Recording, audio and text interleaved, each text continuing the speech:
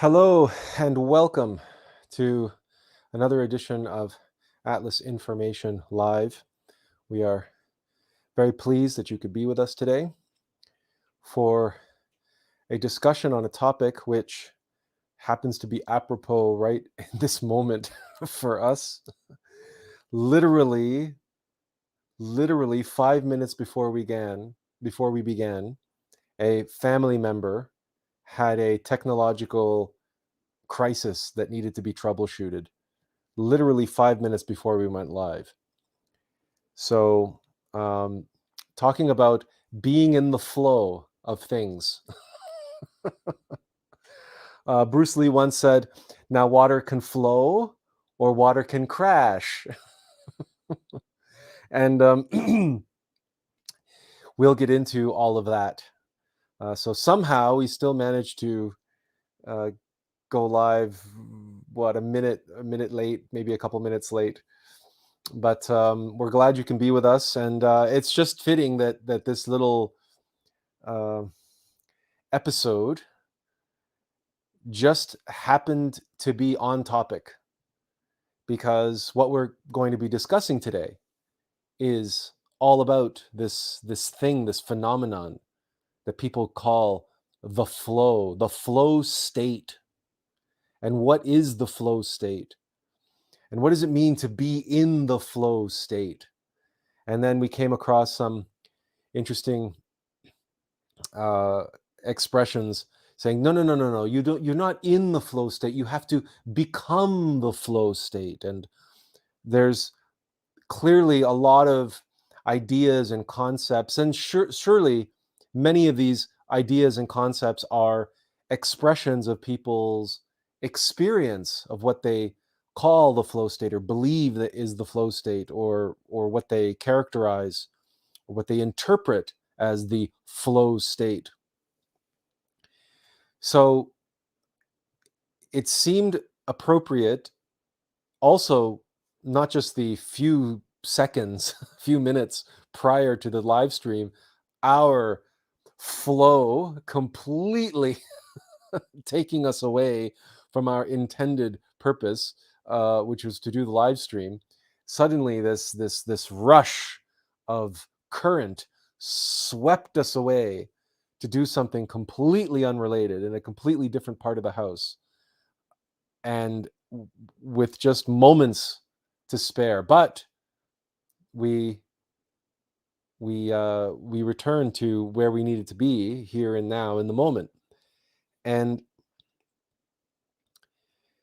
but prior to this, as you know, last week we did a sort of Q&A session, or a feedback session, on that video that we've been working on for 6 months. And how outlandish and ridiculous does that seem? And were we in the flow state for that whole time? And why is it that since then, absolutely nothing? We haven't worked on anything. We haven't done anything. We didn't even take that video and chop it up into pieces. What's that all about?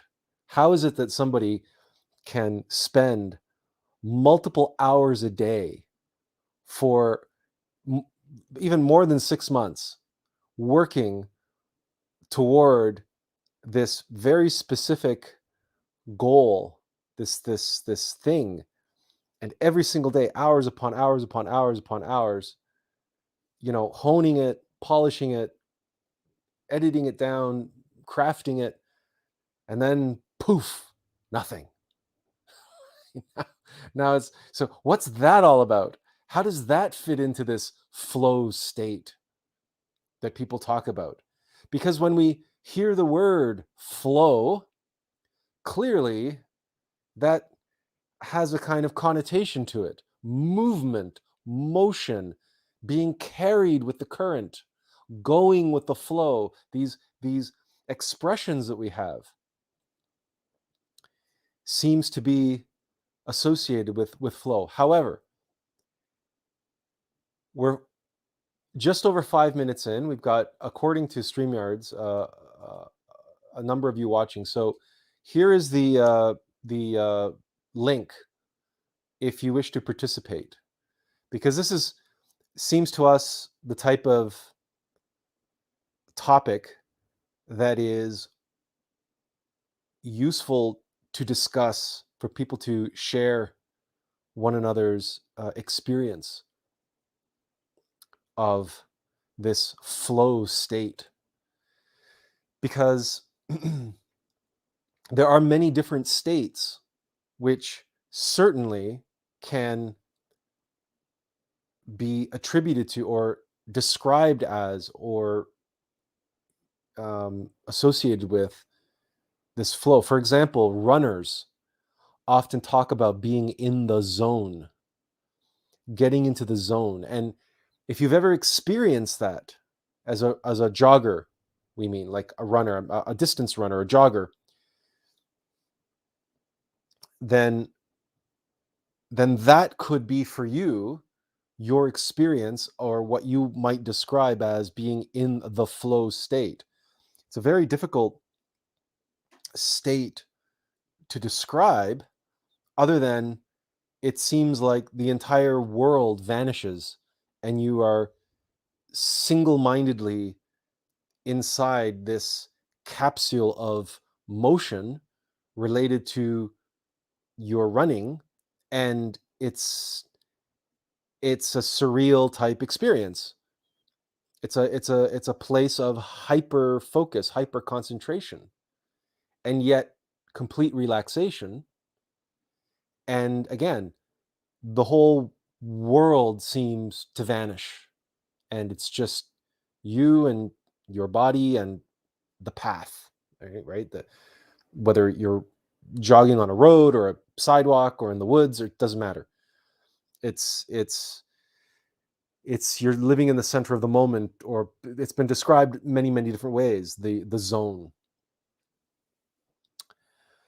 So that's one example that people might use to describe being in the flow state.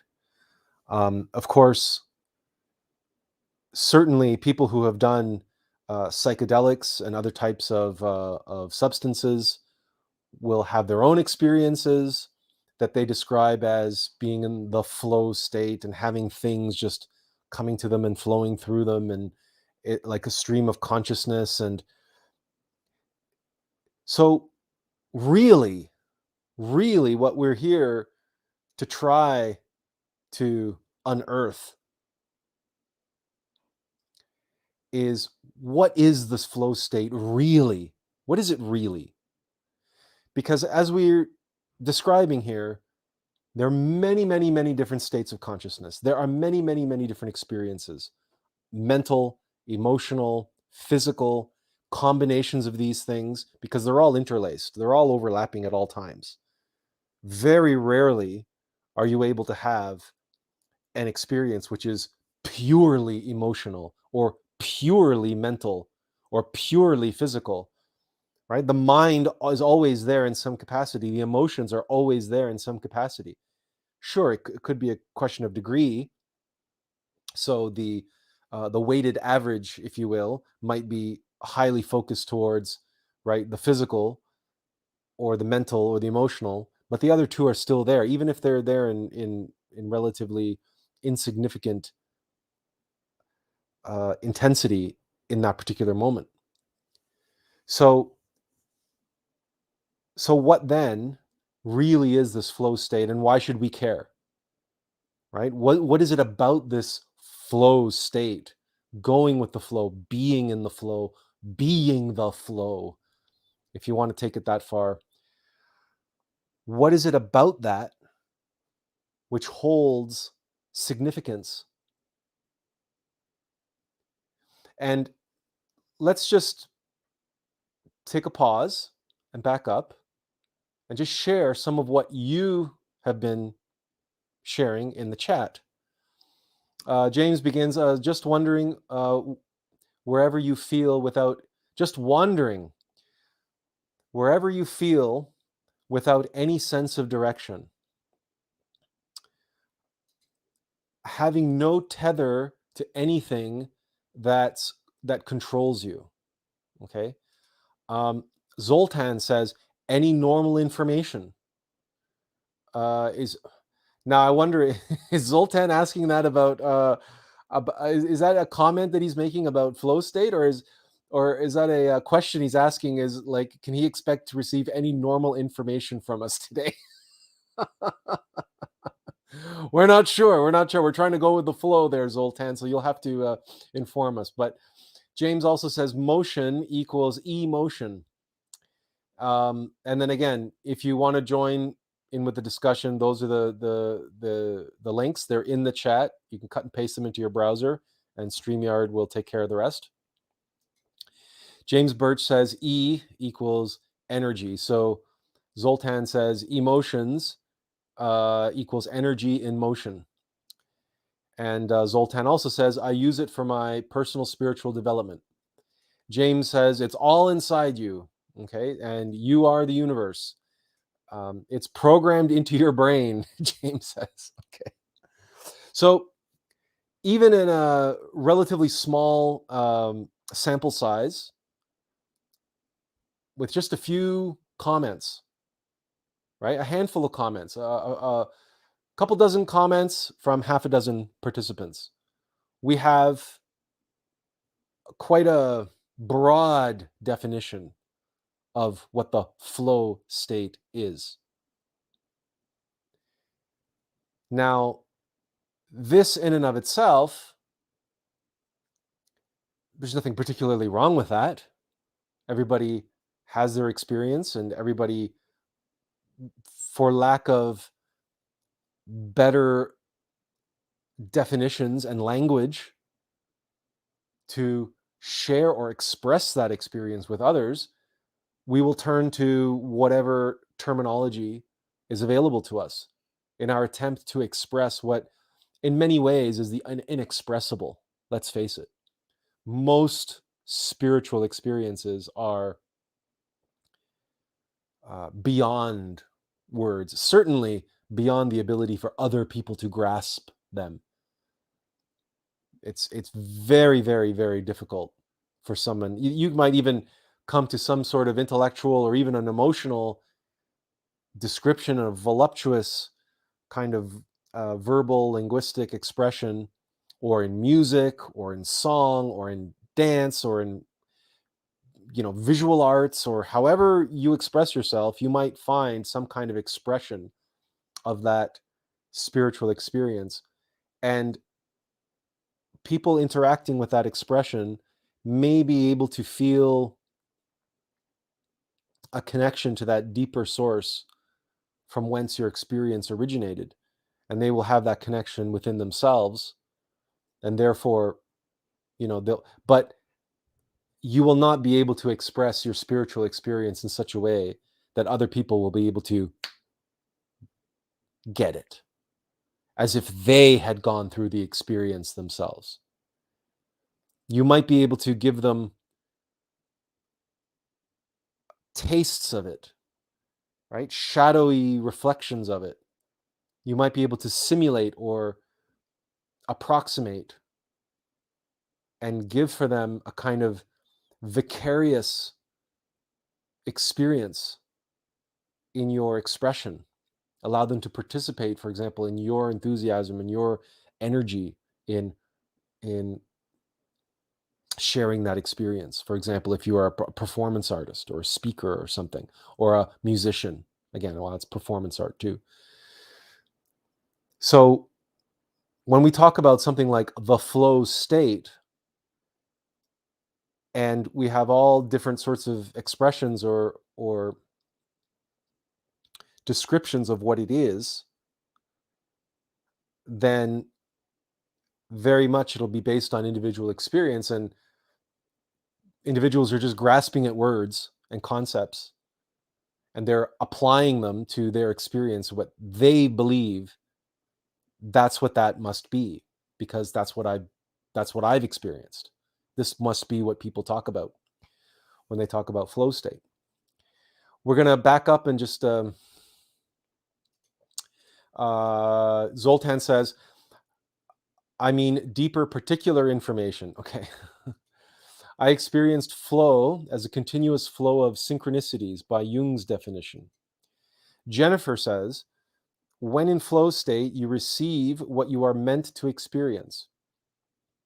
I find it's a higher vibrational state, and we must be without judgment to remain in it. As Azil says, yeah, it's easy to say that something is of two sides of the same coin, but it is hard to express the gift within that saying.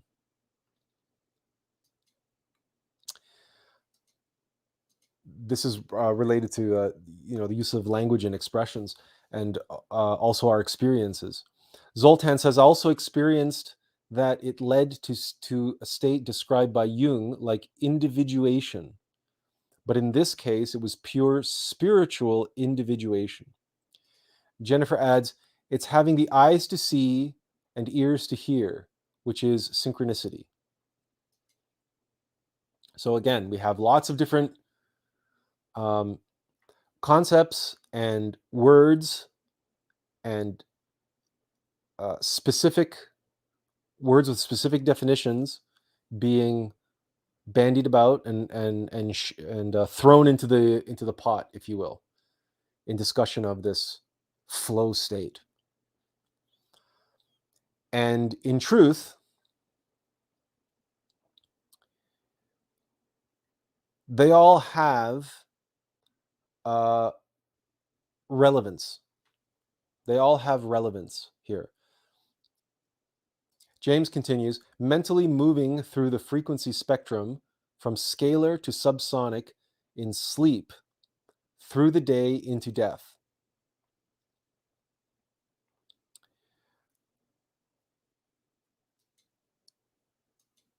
Which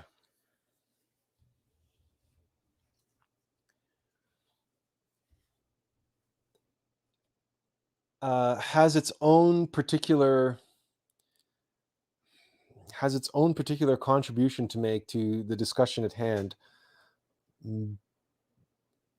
It's very heady, though, that comment. Zoltan says, yes, I can give people, especially technology, methodology, how to reach a similar state of mind and soul.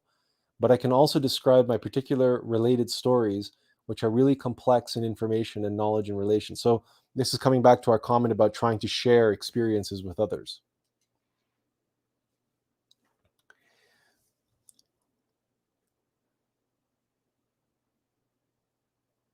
Is it fair to say that given a fair amount of what's been said, that there is, we're not going to use the word discrepancy, but there is a wide array of applicable terminology and experiences and phenomena which seem to have some sort of significant connection to this topic that we are discussing today. Because we've heard words like energy in motion. We've heard expressions like those with the eyes to see and the ears to hear. We've seen and heard the word synchronicity. And then there's the technology and methodology to reach states of mind and soul. Then the frequency spectrum from subsonic in sleep, from scalar to subsonic in sleep, which is literally a spectrum. And specifically, he was referring here to the mental spectrum. So frequency vibration, high mental vibration, low mental vibration. And so because he's referring here to sleep, then presumably there's some element of consciousness coming into play there, because when we lose consciousness, consciousness on that level, on this level of the rational mind, losing consciousness and falling asleep, but we still dream. So then Zoltan's comment about what Jung said about individuation and spiritual individuation, what's the difference? Is there a difference? And what is the defining line that defines individuation versus spiritual individuation. Now, all of these you have shared, you have brought to the table. It's like we spread out a table and it's completely blank. It's like we laid out a big sheet of parchment paper instead of a tablecloth. And everybody came and did a brainstorm session. And we all wrote what we think flow state is, or what we've experienced flow state as. We've all added that. And now we have this huge canvas, this mural, right? And it's littered with all of these terms and expressions and everything else.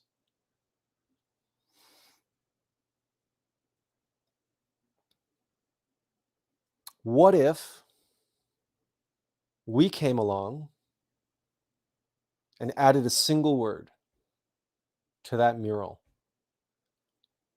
We took all those words and we drew a line from all those words together, and we found a little white spot in the middle of the mural. And all of those terms and all those concepts and all those experiences and all of those things that you have expressed as manifestations of, expressions of flow state. And we drew lines like a giant octopus, right? Like a flow chart, like any kind of mind map. And in the middle, normally you would write flow state, and then you would have all these lines and you create this mind map. That's what we were doing. We're doing it virtually without the actual visuals. But I use your conscious visualization, your conscious imagination, and visualize it. Visualize the mind map that we've created, like on a giant whiteboard or on that piece of parchment paper on the table. Now, we're going to come along and we're going to erase the word flow state. And in its place, in the center of the mural, that's connecting all of these disparate concepts and ideas and words and terminologies and definitions, we're simply going to write the word being.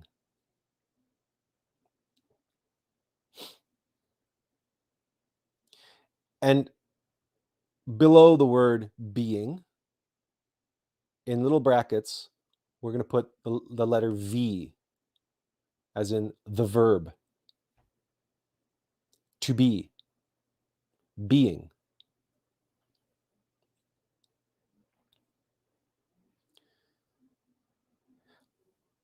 Our purpose here is not to deflate anyone. It's not to suck the life out of the room, to suck all the energy out, to create this reductive phenomenon. Because if you're using your conscious visualization, everything that everybody has added to the mural is now connected with a line snaking away from the middle, where we had the word flow state as our mind map and all those concepts around flow state. We've simply erased flow state and substituted being, the verb. And all of those connections and all of those experiences and all of those definitions and all of those manifestations and all of those expressions, they all are expressions and manifestations of being. What is the flow state? The flow state is being in a state of being itself. The irony about being in flow state, and the irony of the say, no, you don't search for being in flow state, you search to be the flow state. The irony in that is that it's so redundant. It's so unnecessary words. To be, there's your flow state.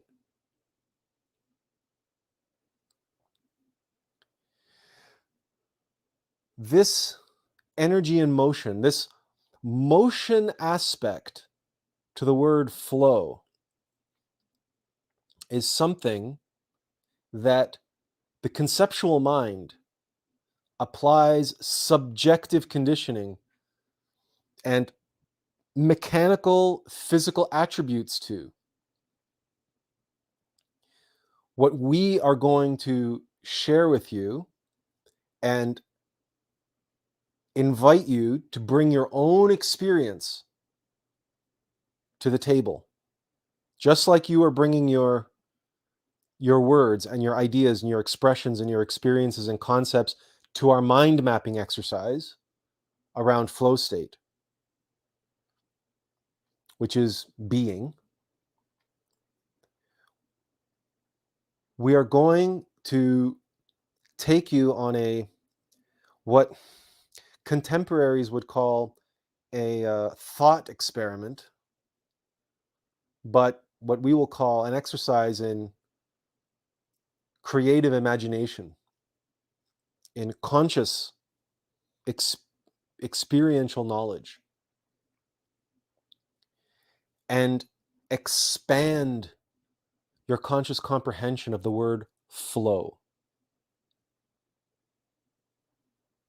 And we are going to do it, lo and behold, by turning to what James describes here, that Bruce Lee said, "Be water, my friend."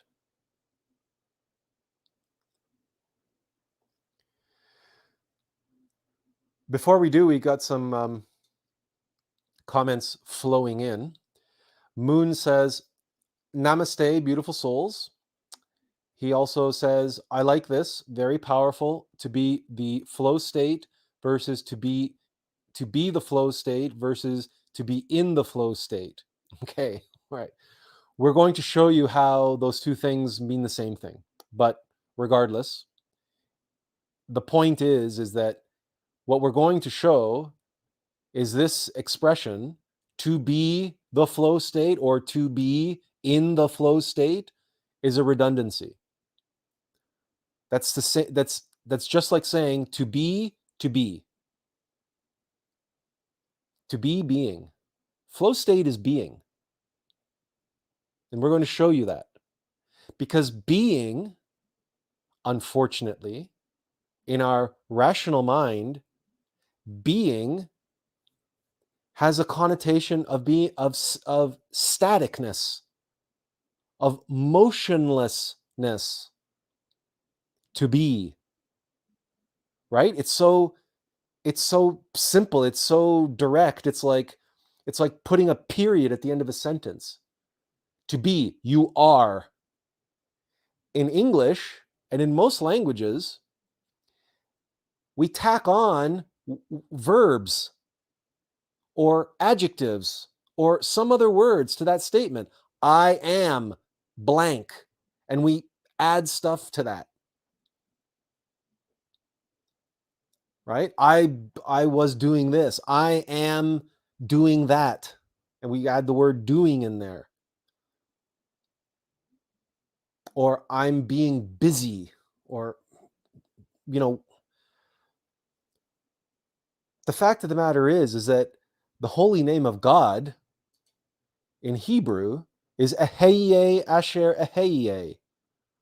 I am that I am. I am what I am. I am. Now, is God static? Is creation not motion? Shakespeare said, to be or not to be, that is the question. But we have this neurolinguistic programming in our rational mind that that's not enough. No, we have to be in some mystical flow state.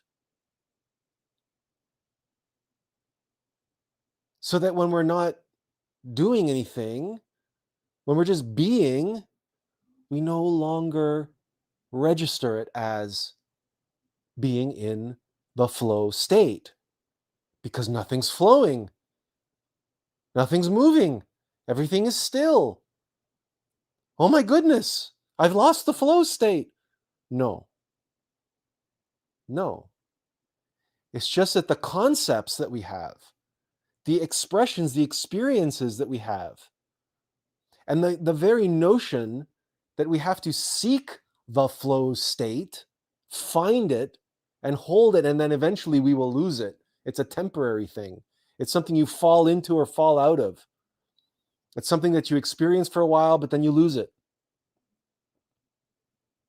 We prefaced the very discussion today how it is that we can spend six months working on something and then a week doing absolutely nothing.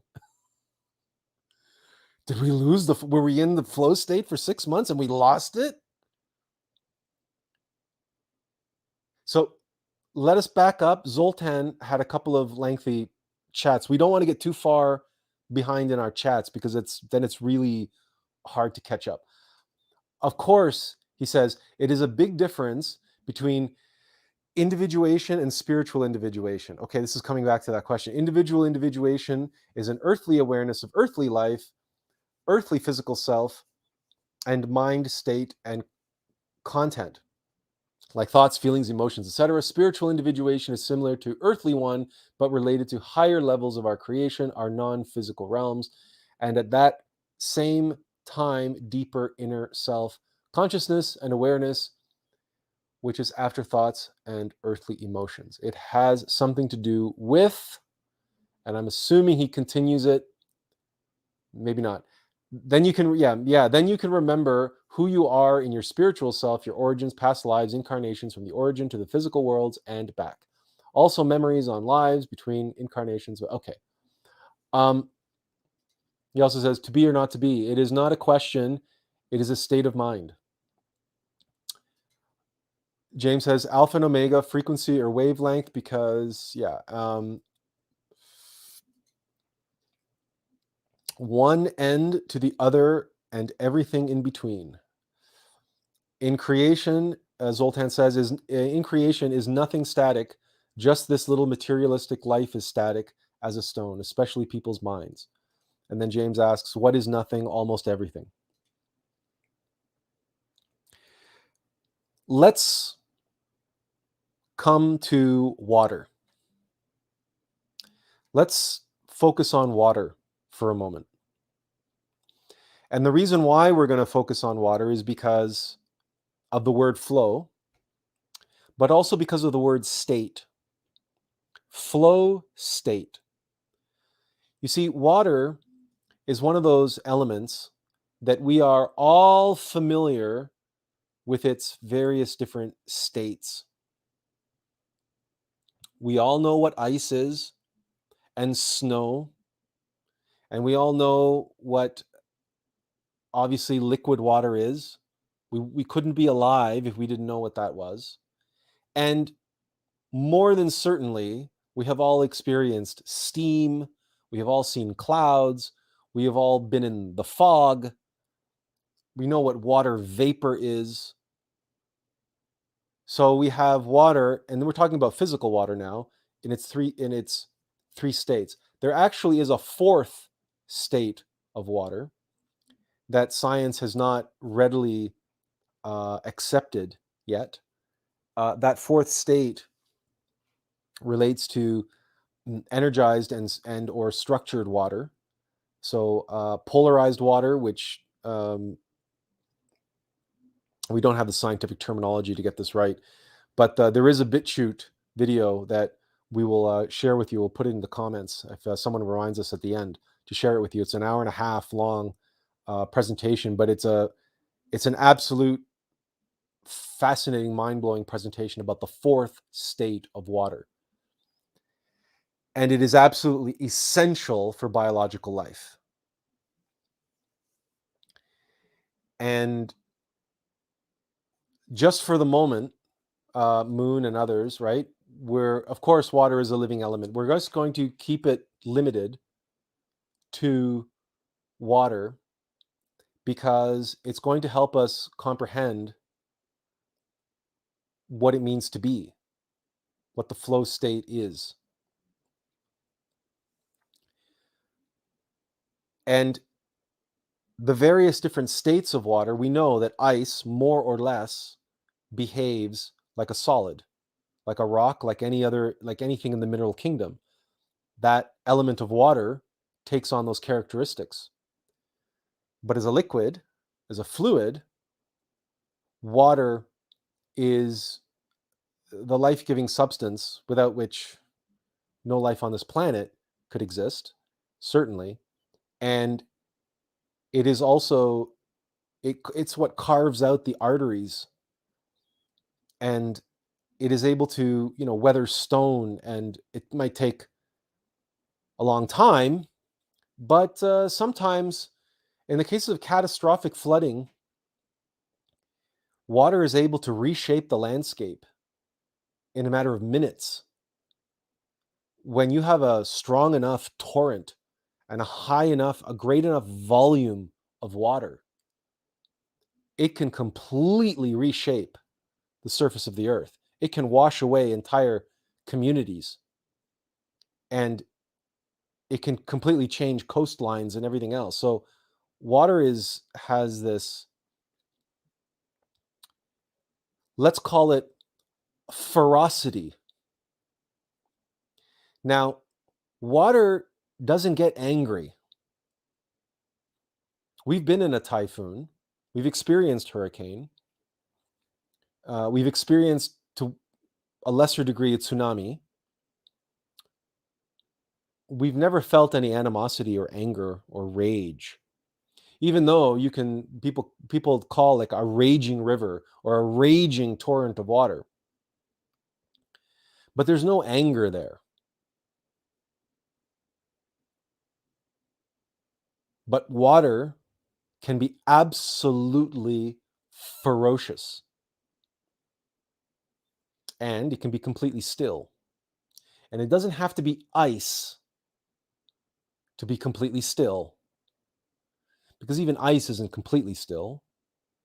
But if you look at the surface of a lake or a pond or just a vessel of water with no vibration, with no wind, nothing blowing across its surface, then you observe and you look at it, it's perfectly still. And we often use the analogy of a high mountain lake surrounded by mountains. And when there's no wind blowing and there's no disturbance on the water, it's a remote mountain lake, and it's completely still, but it has depth to it. So what you end up with is the surface of the water becomes like a mirror, and it can reflect the heavens. That is a state of water. And the water, to our eyes, is still, but the water is still flowing. It has to be flowing. When water becomes totally still and totally stagnant, then that's when it putrefies and dies. That's when things like green algae and all this, like the putrefaction of water happens when it becomes too still, and it's lacking that life, that energy, and the primal resetting organisms come into play, they're basically the organisms of death, because death is rebirth. And so putrefaction is that process. So when you go someplace and there's some fetid swamp or some pond that never gets any fresh water, never drains,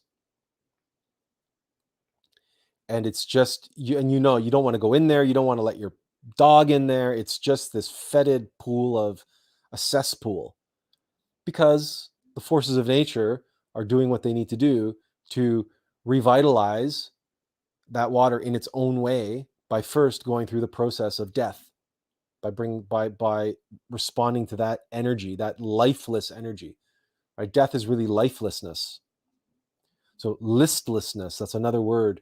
That's listless water. Something that's listless is said to be dead. It doesn't move. It doesn't react. It doesn't respond to our advances, to our it doesn't respond to stimuli.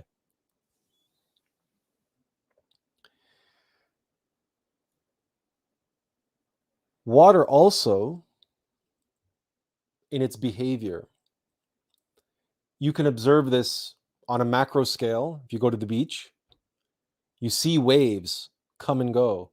You see tides, high tide, low tide. But the waves especially. And many of you were talking about energy and emotions and frequency spectrums and all this other stuff, which really what you're talking about are waves. The waviness of sound itself. Sound are waves. We call them sound waves. These are behaviors and characteristics of water. Water, as you know, as one of the four elements, has not just physical characteristics, but metaphysical characteristics. The wateriness, the flowiness, the flowness of water, and the states of water and the behavior of water applies metaphysically to metaphysical substance, not just physical substance. So we have sound, we have vibration, we have frequency, we have radiation and gravitation, which if you've watched our video that we discussed last week, you know that we talked about uh, expansion and synthesis, but also explosion and implosion, right? The downward spiral of gravitation and the expansive spiral of radiation. Well, those are spiral whirling vortices. Well,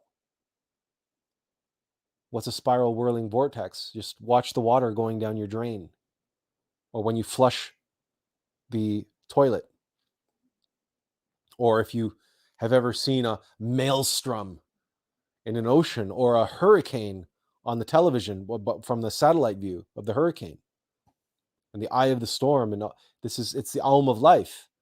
It's a spiral motion. Now, how do you create a spiral in 3D space?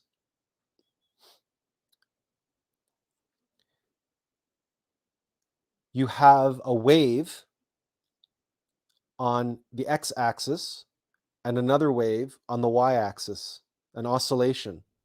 And these two oscillations going up and down create this shifting two-dimensional plane. And then when you expand that out to the z-axis, the intersecting corners of that plane, as you oscillate those two waves on the x and y axis, in the z-axis, they create a spiral corkscrew.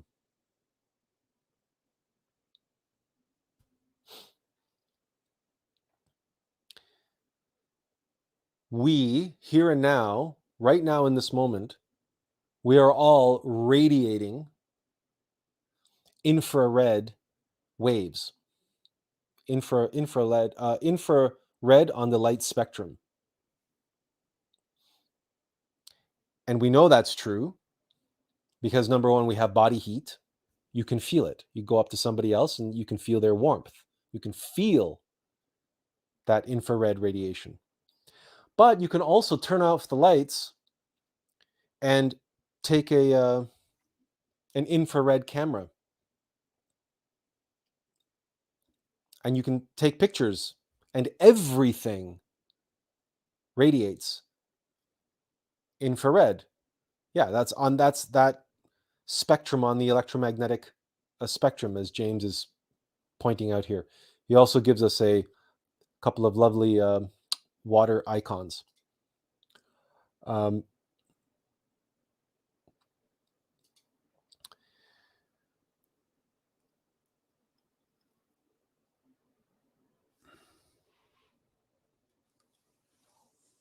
the flow, we are all then, even if you're not doing anything, just breathing, just being, just living as a in three-dimensional space, and all objects, certainly of biological origin, will radiate on the infrared spectrum. You're giving off waves. You're flowing. That energy is flowing. Energy doesn't stand still. Everything is in motion. The perception of stillness is an illusion. Now, arguably, you might say that in meditation, our goal is to achieve a state of perfect stillness. But that's not the destination of meditation. And it certainly isn't the experience of what comes if you achieve that state of stillness. The state of stillness is like bringing the mountain lake to perfect stillness so it can become a mirror to reflect the heavens. But guess what? What does it mean to reflect the heavens? What does it mean for a mountain lake to be like this gigantic mirror that you can see the reflections of the mountains and the sky and the whole firmament? And at nighttime, you see the whole, because there's no light pollution if you're lucky enough to be in such a location, you can actually stargaze on the lake because it's a perfect reflection of the firmament of the stars. Well, what is that? That is light being reflected off the lake. That's movement, that's motion. That light, that's the stillness facilitates and accommodates and mobilizes movement.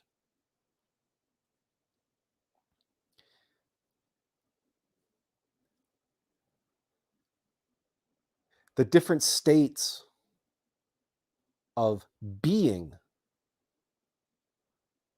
likewise reflect these qualities of water, of flow. The other aspect about flow is change. And you know that we live in the age of Aquarius, and Aquarius is the water bringer. And one of the reasons why we experience everything in such flux all the time, and why nothing seems to last anymore, and why everybody seems now to experience and see material things, consumerism, as being completely disposable.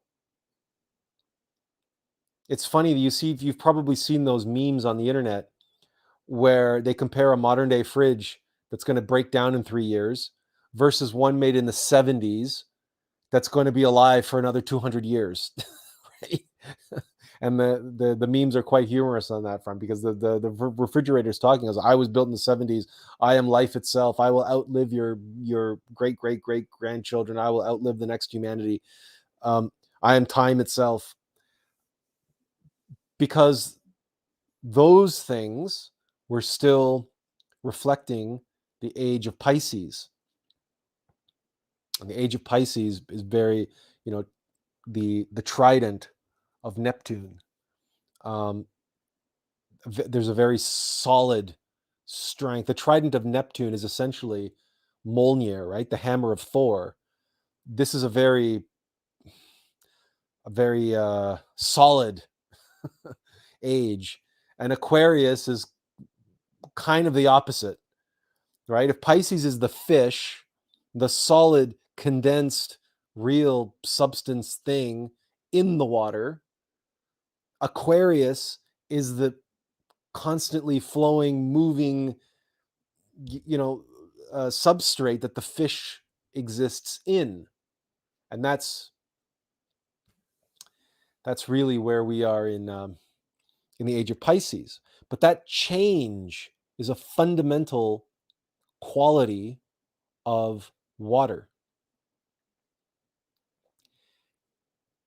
And so even in stillness, right, even as water as a crystal, as ice, it changes.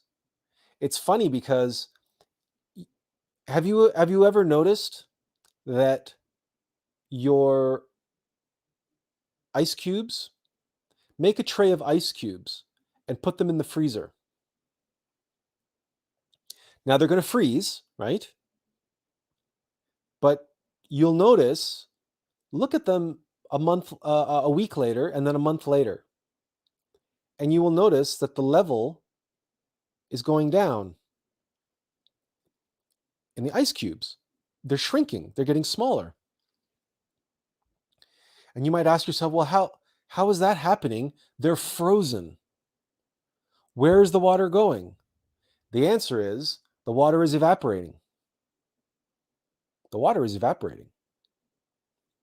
It's ice. It's frozen. It's a solid. Doesn't matter. It evaporates. It skips right over the liquid part. It goes straight from solid to gas.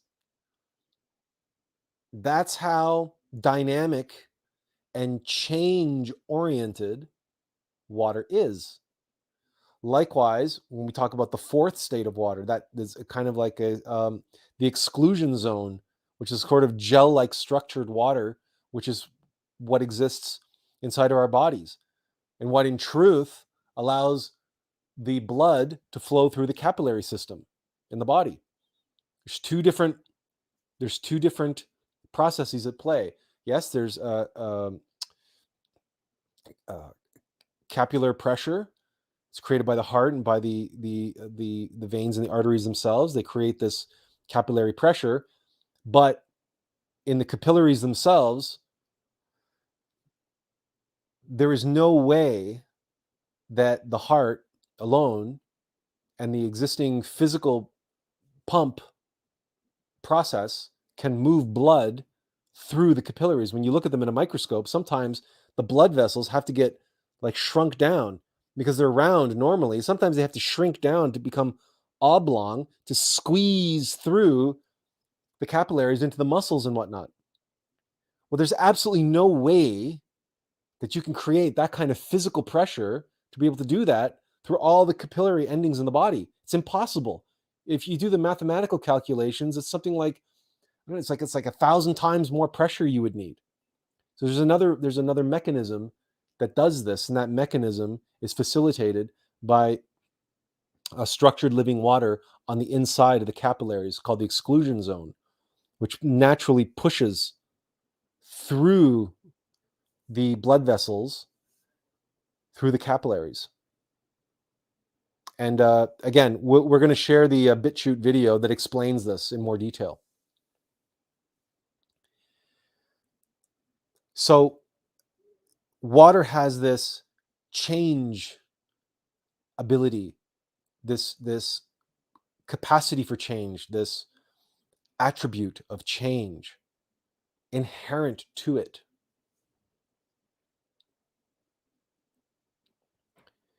So again,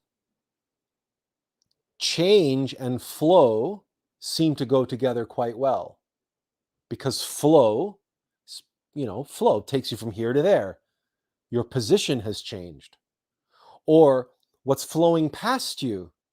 So the scenery has changed. If you think of watching a river and watching the surface of a raging river, and it's never looks the same way twice. It's constantly changing because of the flow of the river. Or there could be debris, or there could be people, or kayaks, or whitewater rafts going past. And as the river flows, all of that change of scenery takes place because of the flow. But we're equating flow to being. Being is change. There's no being still. There's no being unchanging. This is a misnomer that people have attributed to Aum, to God, to what have you, the unflinching, unchanging, constant. No.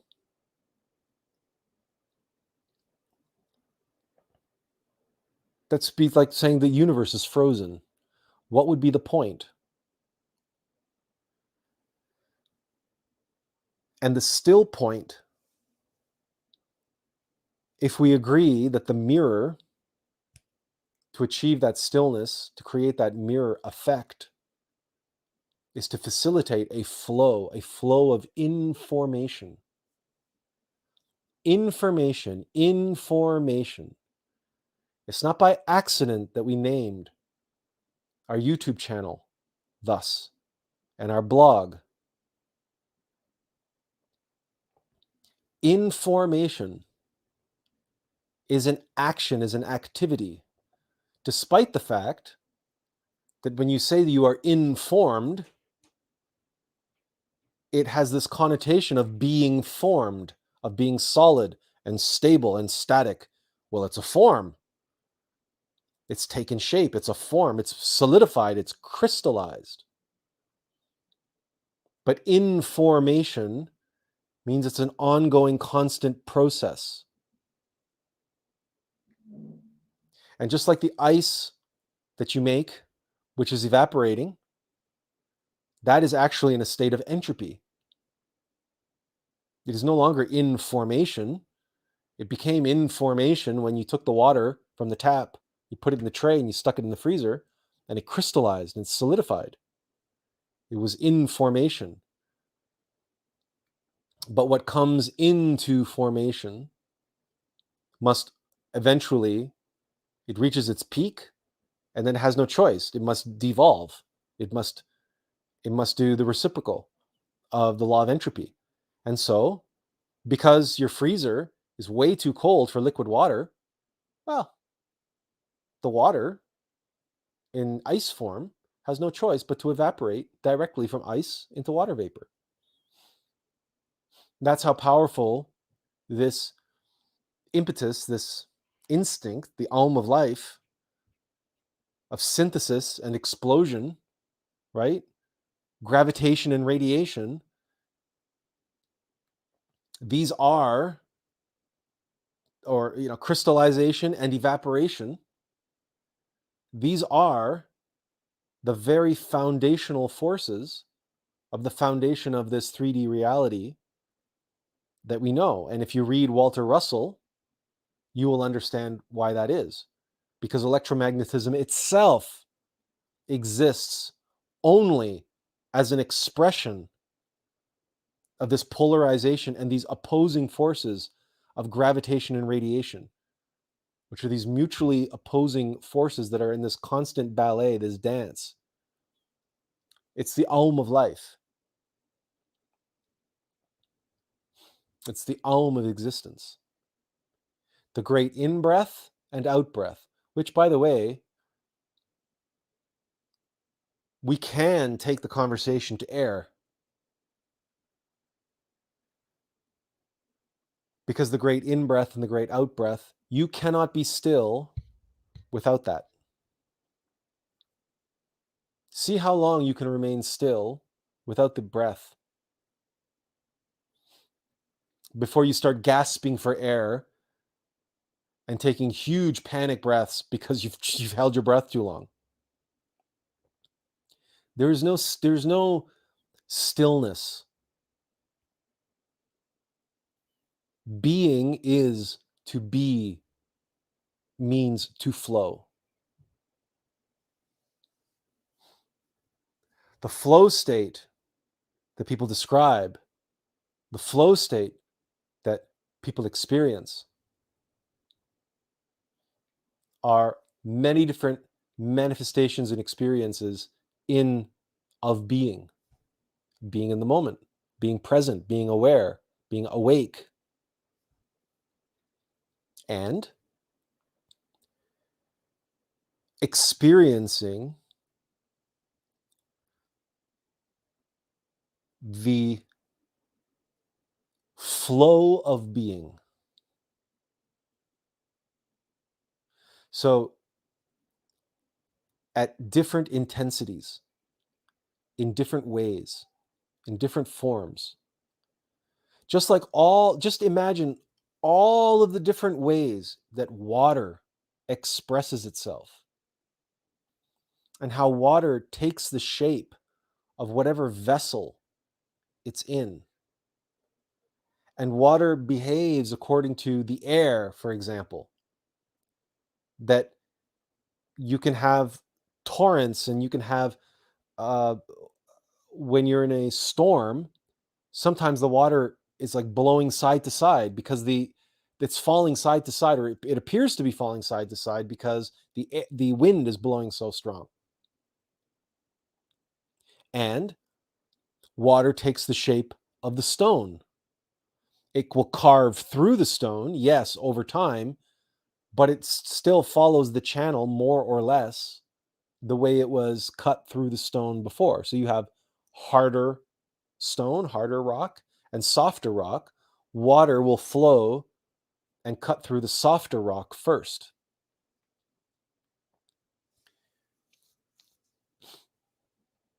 And then it goes without saying that water will behave, will react, and will accommodate fire, heat. The fourth state of water becomes energized. Water becomes more structured the more infrared radiation it absorbs. And you can observe this when you heat a pot of water. But then it'll get to a point where it reaches the breaking point and it boils over. And that's the boiling of the water, like, a hard boil that you see once the water has begun boiling for a while, and it's simmering, simmering, simmering, and all of a sudden it breaks into a roaring boil. And naturally, water evaporates. So water is reacting to all of the other elements. Its state is impacted and affected by the other elements. Its movement, its flow, and how it changes, those other elements. Because in the same way, water can put out fire. Fire can evaporate water and cause water to boil and evaporate. Or, ironically, you can take that same pot of boiling water and pour it on the fire, and it'll douse the fire, put the fire out.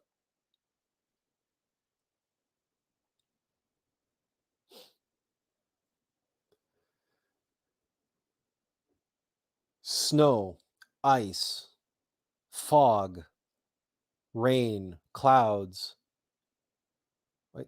Dew, that beautiful, if you've ever gotten up camping early in the morning when the sun's rising, or out in the cottage or out in nature, wherever, and you step out into a dew covered field, and it's as far as the eye can see, it's like all of the plants and the grasses and the wildflowers, everything is like covered in this delicate, gentle, fluffy, blanket, or it's like it has like peach fuzz in the rising sun. It almost looks frosted. It's just dew. You have the condensation on your in your bathroom or on your automobile when you're driving, right? Your or your glasses when you come in from the cold and your glasses fog up, right? The water vapors condensing. There's so many different ways that water can be. And yet every one of those ways represents a flow, because water can only flow. It can only flow.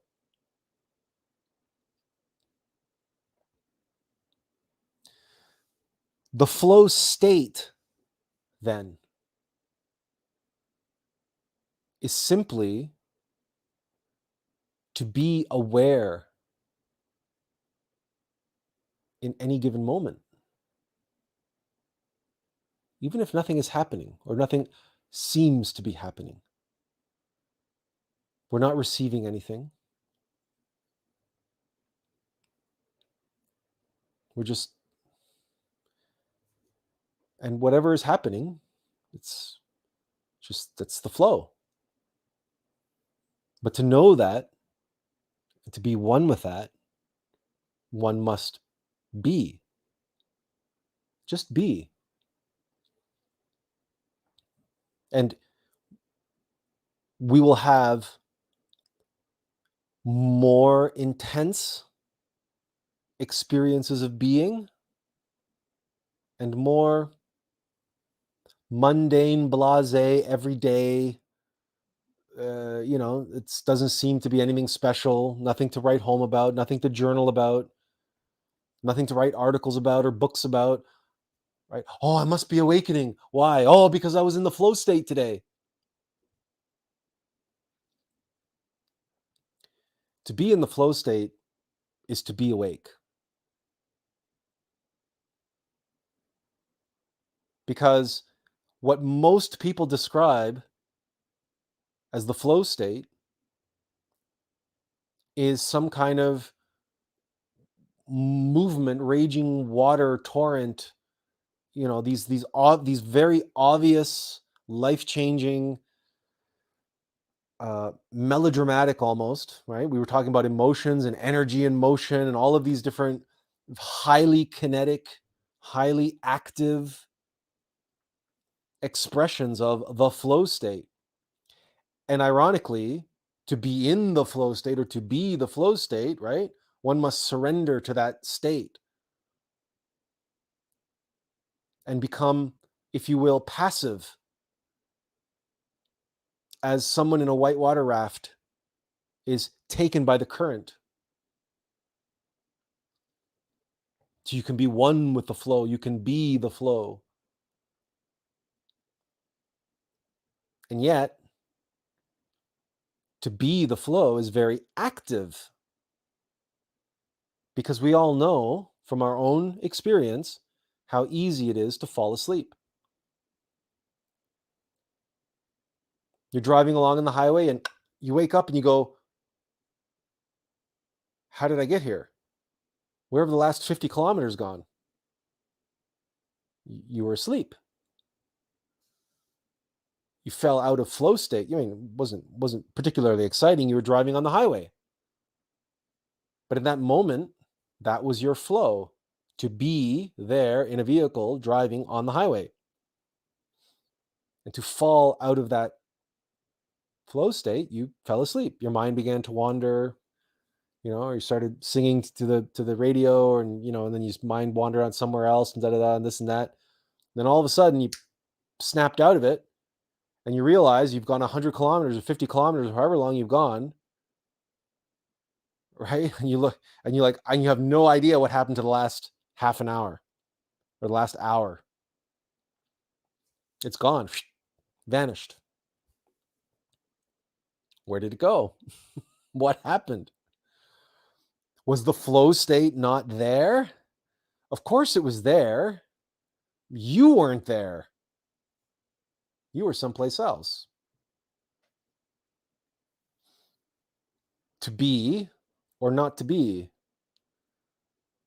This is the flow state.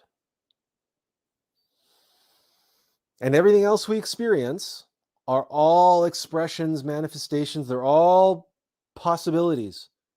There are infinite possibilities around being, because being is at the heart of all phenomena.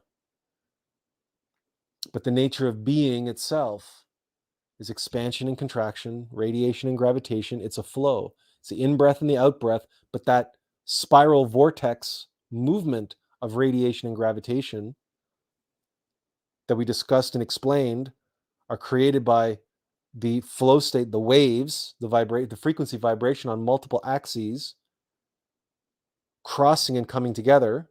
So the vibration of masculine crossed with the vibration of feminine, they cross in union on the z-axis to create the spiral vortex, according to the law of three, the law of creation. And all of that, the wave motion and the spiral vortex motion, it's all flow. It's all being. Because nothing comes into being without creation. Nothing comes into being and manifests reality without creation, with the law of three.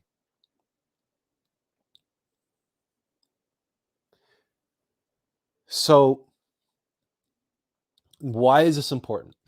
Well, let's back up. We think there's probably okay. Thanks, James, for this marker, because it helps us find our place in the chat. We have comments like electromagnetic radiation. James also says interaction with the South and North Pole, like ants, always flowing, always manifesting. I am still, and everything else moves around me in my mind. The multidimensional string theory.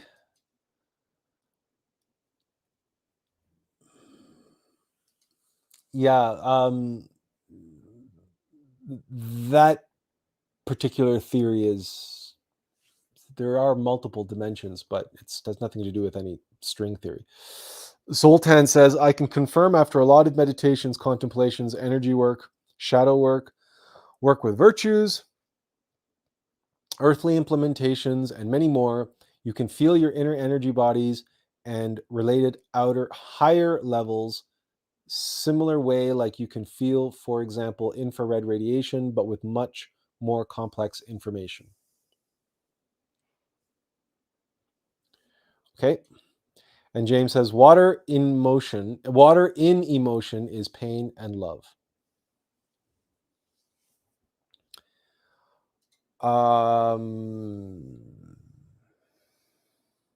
Water in emotion is pain and love. Pain is not the antithesis of love.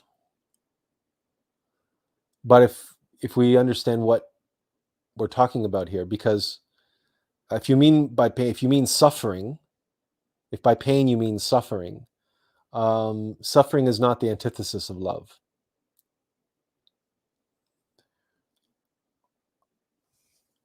In many cases, suffering is what we need. Love brings about suffering, because love is severity and mercy, and sometimes suffering is what we need. But pain is something different from suffering. Pain is how our mind interprets suffering. Ego mind takes suffering and turns it into pain. Pain doesn't exist. Pain is an illusion. Suffering is real. And there's a difference, right? You can suffer a gunshot wound and not feel any pain, believe it or not. What makes it painful is your ego mind's reaction to the suffering of the gunshot wound. And we've shared the story many times about when we broke our collarbone. And we were skiing in Germany, and our brother was trying to organize the insurance so they could operate, but the insurance company back in Canada. And so we were lying on the gurney in the emergency ward for a couple hours, and the nurses kept running up offering painkillers, and we kept refusing them. And they were completely dumbfounded. Like, they were just, what? We don't know. This crazy Canadian, he doesn't want any painkillers. We don't understand. And the reason is, I had never broken a bone before in my life. This is my first broken bone. And I was in my 30s, right? I'd never broken a bone up until that point. Many sprains, lots of other stuff, lots of stitches, lots of other, flesh wounds and whatnot, right? Like any rambunctious young lad growing up in the 70s and 80s, but never a broken bone, or never a major break anyway. Broke fingers and stuff like that, but never a major break. So there I was, experiencing what a broken collarbone really was like. I was lying there in the emergency room, and I was like touching, like, and I was going deeper and deeper into the experience. And the mantra that came up just intuitively from MetaMind, right, from my being, and it just was just like a mantra. I was just repeating it over and over. It is what it is. It is what it is. It is what it is. Every time a thought tried to come saying, "Oh, it hurts, it's so painful, it's this, that's the other." No, it is what it is. It's not pain. It's not painful. It doesn't hurt. Those are all constructs of the ego mind. That's not being in the flow. That's tainting the flow. That's damning the flow. That's directing the flow. That's changing the flow. That's not being the flow and being in the flow. Experiencing the flow. In other words, it's not being. It is what it is, and that is all. It is what it is, and that is all. It is what it is just a third person expression of I am that I am. It is what it is. I am that I am.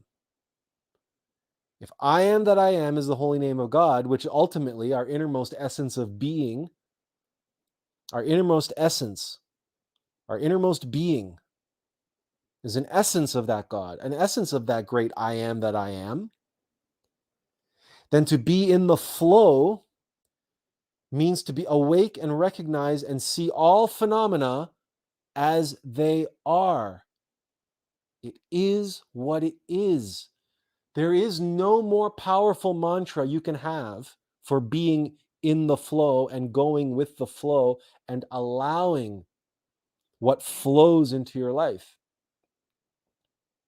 It is what it is. It is what it is. C'est la vie, right? Such is life. It is what it is. And when you say it is what it is, you are recognizing that is an expression of the great I am that I am. And if everything happens for a reason, aha, now even the suffering, now even the broken bone is an opportunity for what? For information, for the creation, for seeking self-evident experiential knowledge, for the synthesis of gnosis, the breaking of the bone, the entropic explosion, the radiation, the breakdown, the entropy is an opportunity for synthesis of new knowledge. But only with the expansion of consciousness to the awareness, to the level of awareness that it is what it is. That break, that entropy, that death, that whatever, that trauma, that explosion, that horrific whatever is there as an opportunity to synthesize knowledge in that moment, of that moment. And knowledge of what?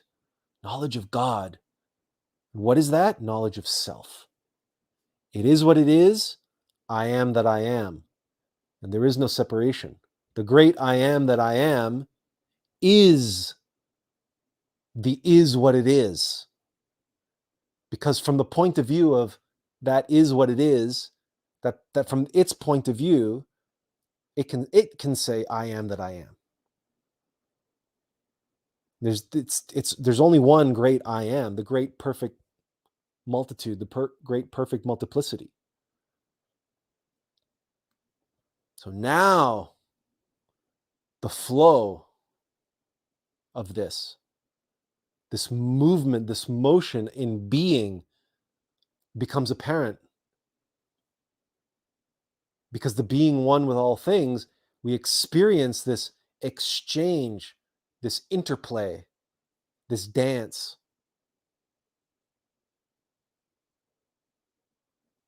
It's like two bodies locked together, but waltzing around a ballroom. But from their perspective, they're as one. And if you've ever danced a waltz or a tango or anything like that, it's not only runners that can experience the zone.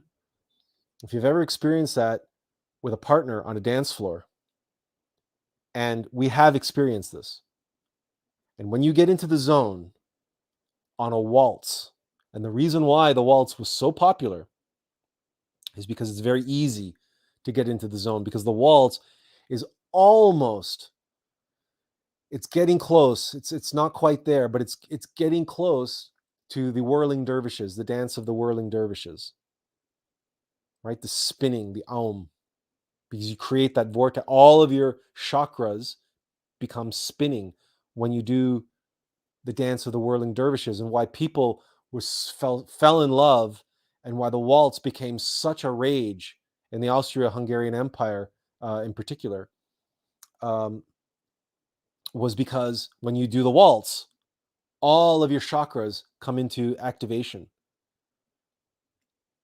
and you're there with a partner, and you're with another human being, and you're in this spiral motion, and you're spinning together, you're orbiting around each other, but then you're orbiting around the dance floor. And then when you reach the zone, when you get into the zone or the real flow state of the waltz, you stop moving. Everything around you is orbiting around you. It's a phenomenal experience. It's how we experience being on the planet, where we see the firmament and everything orbiting around us, but we're still, right? You don't feel any motion. You don't feel motion. You feel still. You feel like you're on solid ground, but the earth is spinning and it's orbiting, and the entire solar system is orbiting. So everything's in constant motion, but everything around us seems to be moving. But you can get there in a waltz.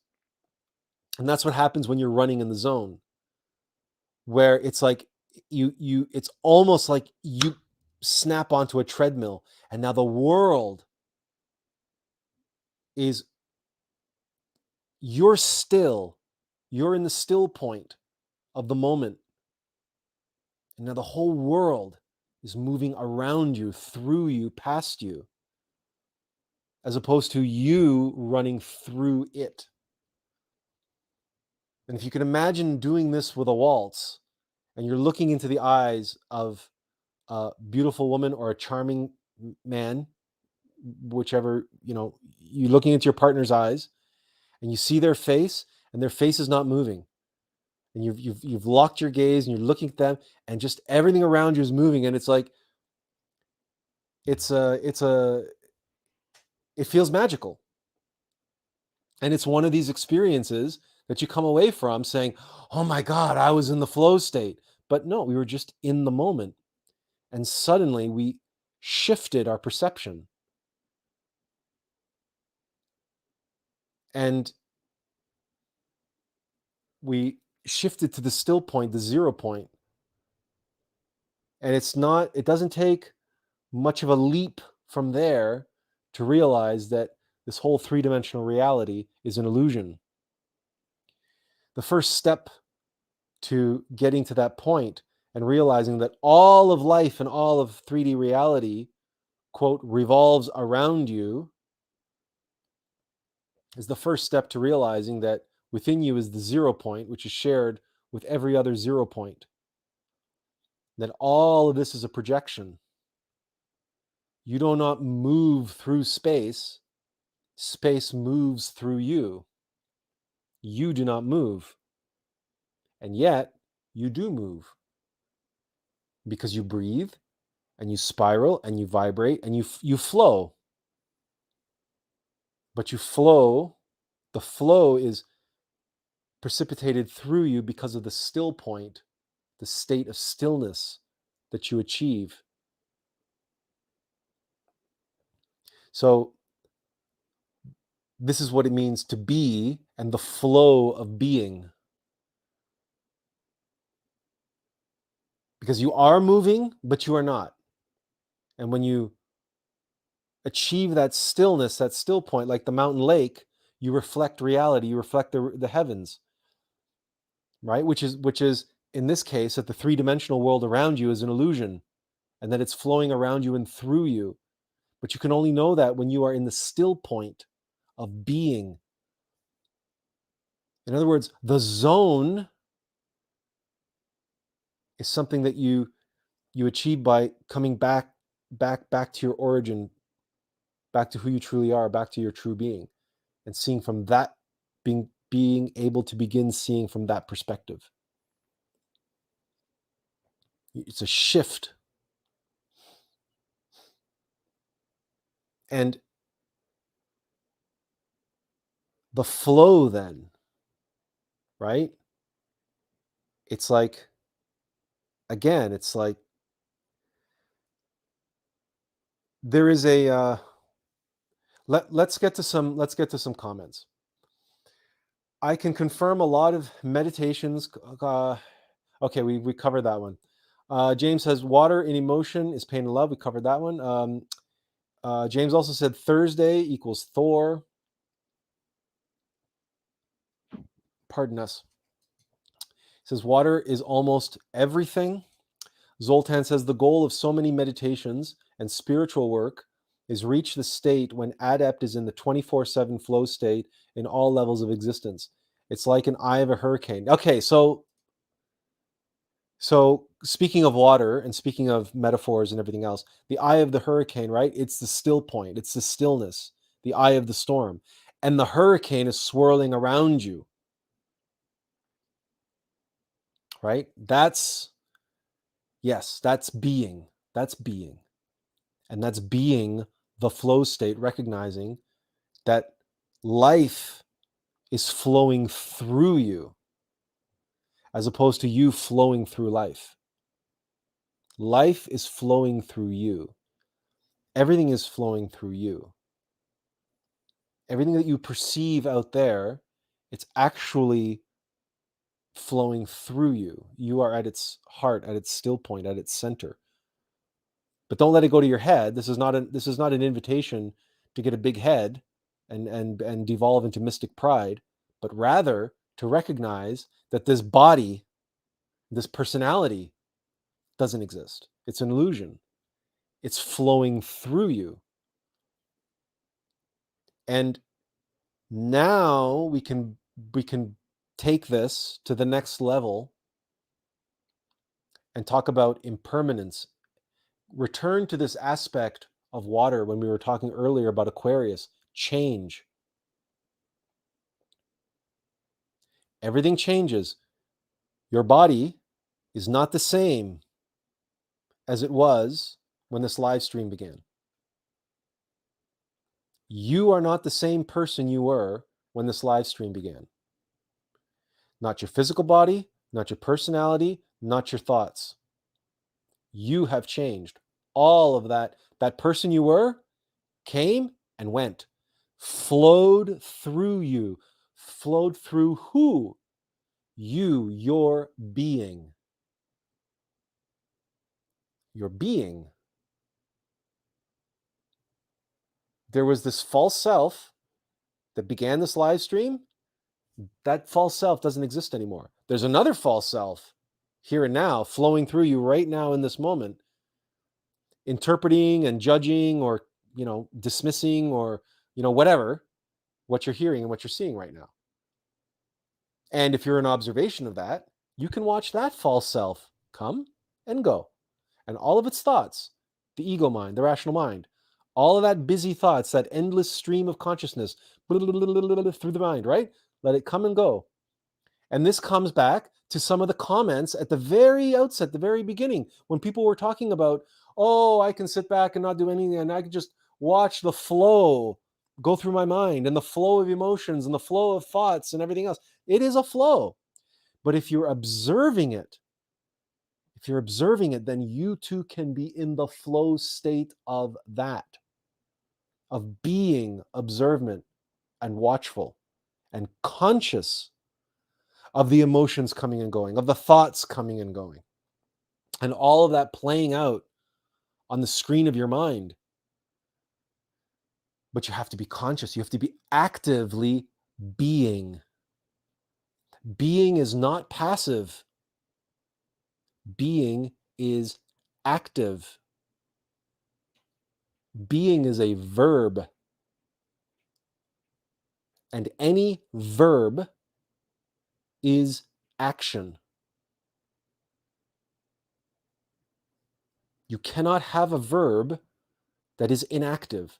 It doesn't exist. Dying is an action. It's a movement, it's a motion, it's a change of state. Sitting is an action. Being is an action. It is the flow. Because as you are being, and the closer you get to being, and the more you become being, your being, one with your being, the more conscious and aware you become of the flow around you and through you. And then, yes, serendipity and all of the other experiences and manifestations that you all shared at the outset, all of them belong in the infinite mural of being, of expressions of being. And if we are aware and awake and consciously experiencing that, if we are being, then we are contributing. And we are adding all of those experiences to the infinite cosmic, not even cosmic, megalocosmic tapestry of the universe, of the Aum of life itself, of God itself. If you want to get technical, right, we are writing our chapters into the Akashic records, our testimonies, our histories, our experiences, our self-evident experiential knowledge, that which God seeks to know himself.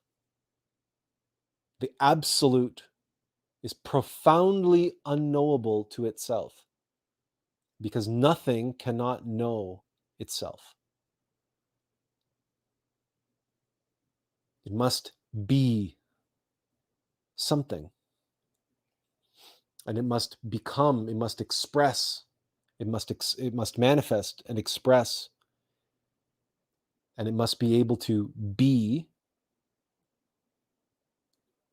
and receive and experience and seek the self-evident experiential knowledge of itself through its infinite myriad manifestations and expressions, to know itself. That, dear friends, is flow. That is the ultimate flow state.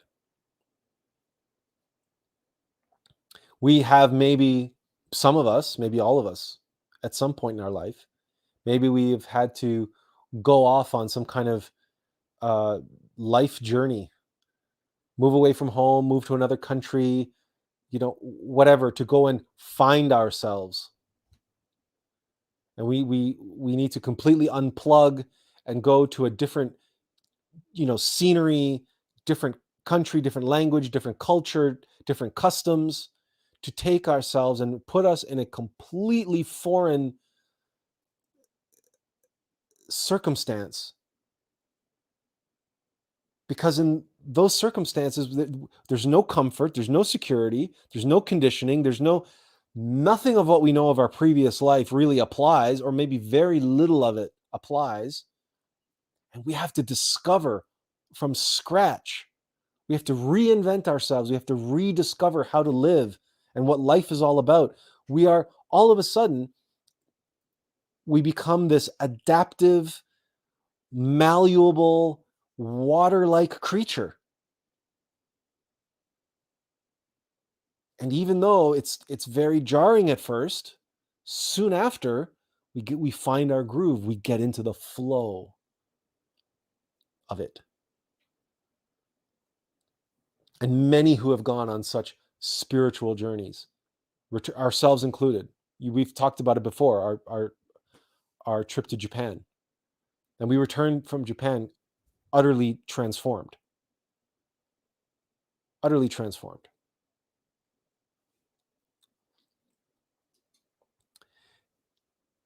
Theta is the wavelength for meditation, James says. It's just at the boundary of sleep. To meditate is to bring two things together to create one. Air and fire, as water is hydrogen and oxygen. To observe without judgment.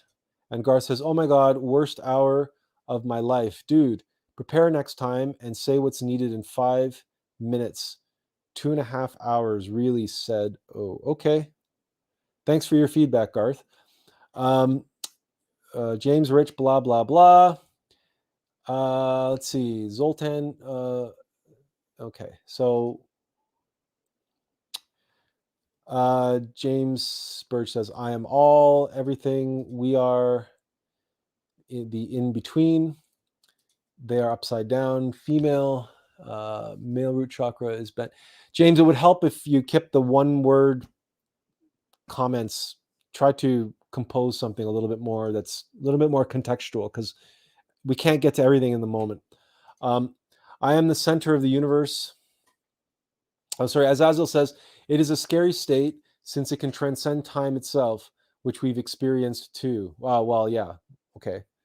The Akashic records, the experience of the Akashic records is that any sorts of visions that you have in meditation, even if you're looking at a past life, the only reason why you can do that is because that past life is here and now, right? You're not traveling in a time machine, and you're not truly accessing memories in any sort of conventional sense, because you're remembering past lives are not accessing your rational mind. You didn't have the same rational mind. You didn't have the same physical appearance, the same body or anything, right? So you're accessing gnosis, self-evident experiential knowledge, which you gained as you were experiencing in that previous existence. But likewise, if you are meditating and have premonitions about the future, same thing. You're obviously transcending time because you have insights and visions about what has yet to transpire.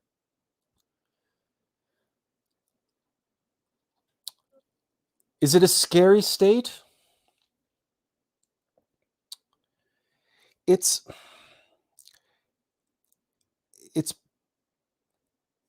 potentially scary, right? I mean, it's obviously our fear is going to react, because fear is the primal self-preservation instinct, and the false self will do everything in its power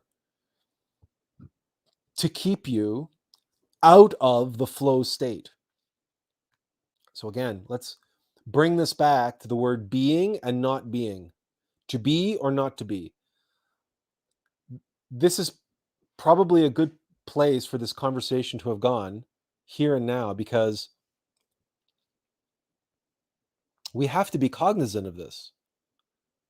We have to be aware that there are elements inside of us that are actively actively working to make us not be, to knock us out of the flow state.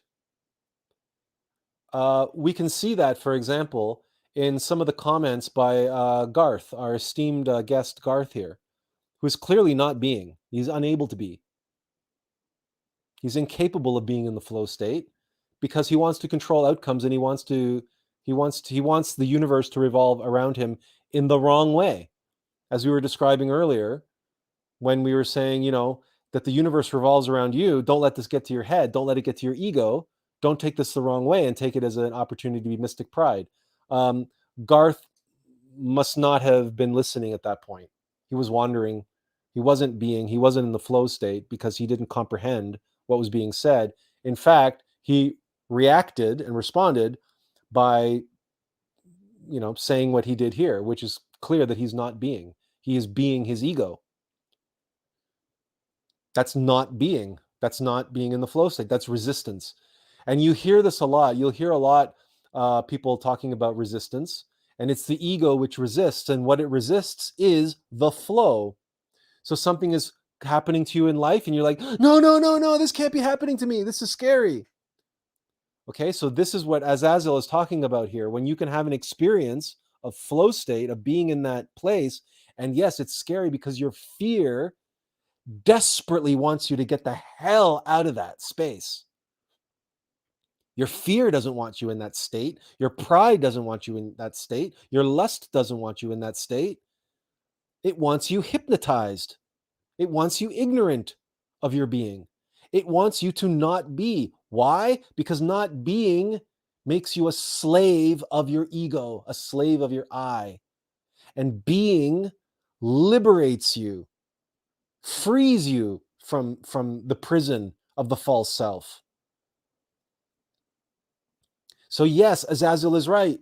It can be very scary. And that's why Master Samael says the greatest ego that he had to overcome was not lust, it was fear. Lust was hard, but fear was harder. Because all things being equal, even the most egotistical person, right, can go without sex. But they will fight tooth and nail for their existence, for the existential, primal existential urge, the survival instinct. That's fear. And it projects, talking about two sides of the same coin, as control, as power over others, controlling outcomes, controlling the flow, where you're the type of person where you can't enjoy a movie, or you can't enjoy a play, or you can't enjoy anything that someone is giving you, or a meal that someone's giving you, because you're a critic of everything.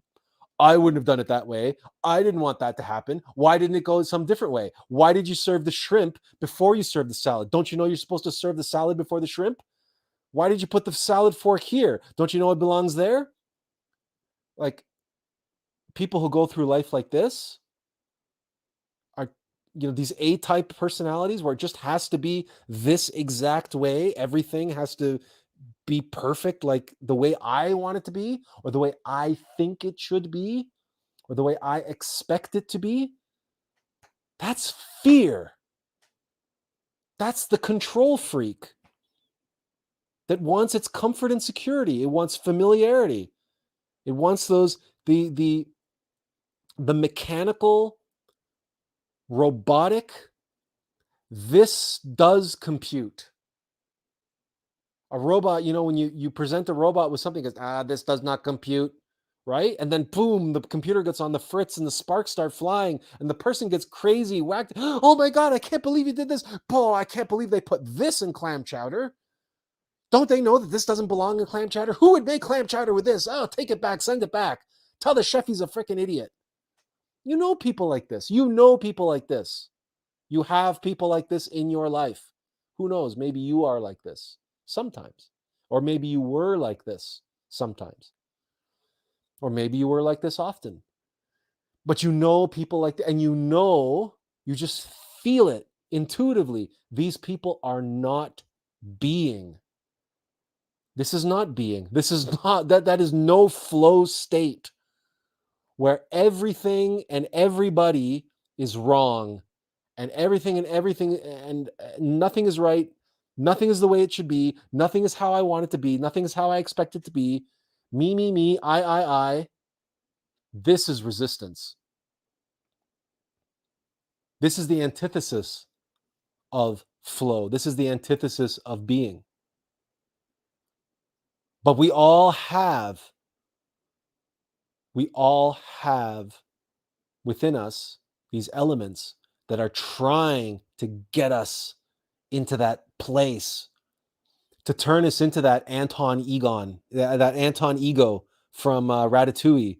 If you remember the brilliant Pixar animated film from, gosh, it must be what, 15 years ago? Who knows how long ago now? Maybe 20 years ago. Maybe longer than that. My goodness, time flies. But Anton Ego, who's a critic, was like that. But then it was this beautiful transformational moment where he had this a religious experience, a spiritual experience, an awakening, and he rediscovered what he truly loves about food, and and and the critic in him died, and the aficionado, the foodie, the food lover, and the entrepreneur and everything that was born in its place. And the leap that he had to make from the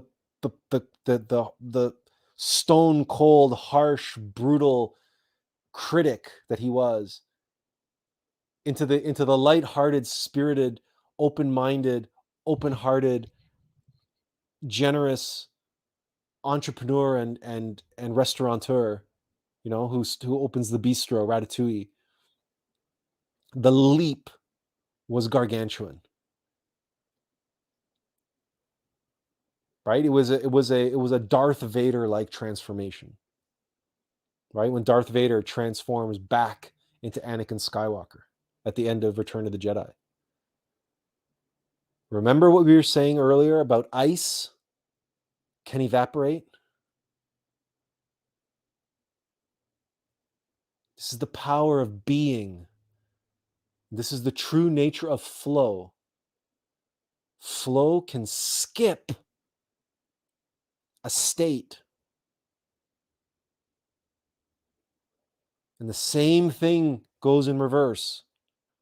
That's what all Shakespeare and all opera and all tragic heroes, the higher they rise, the farther they fall.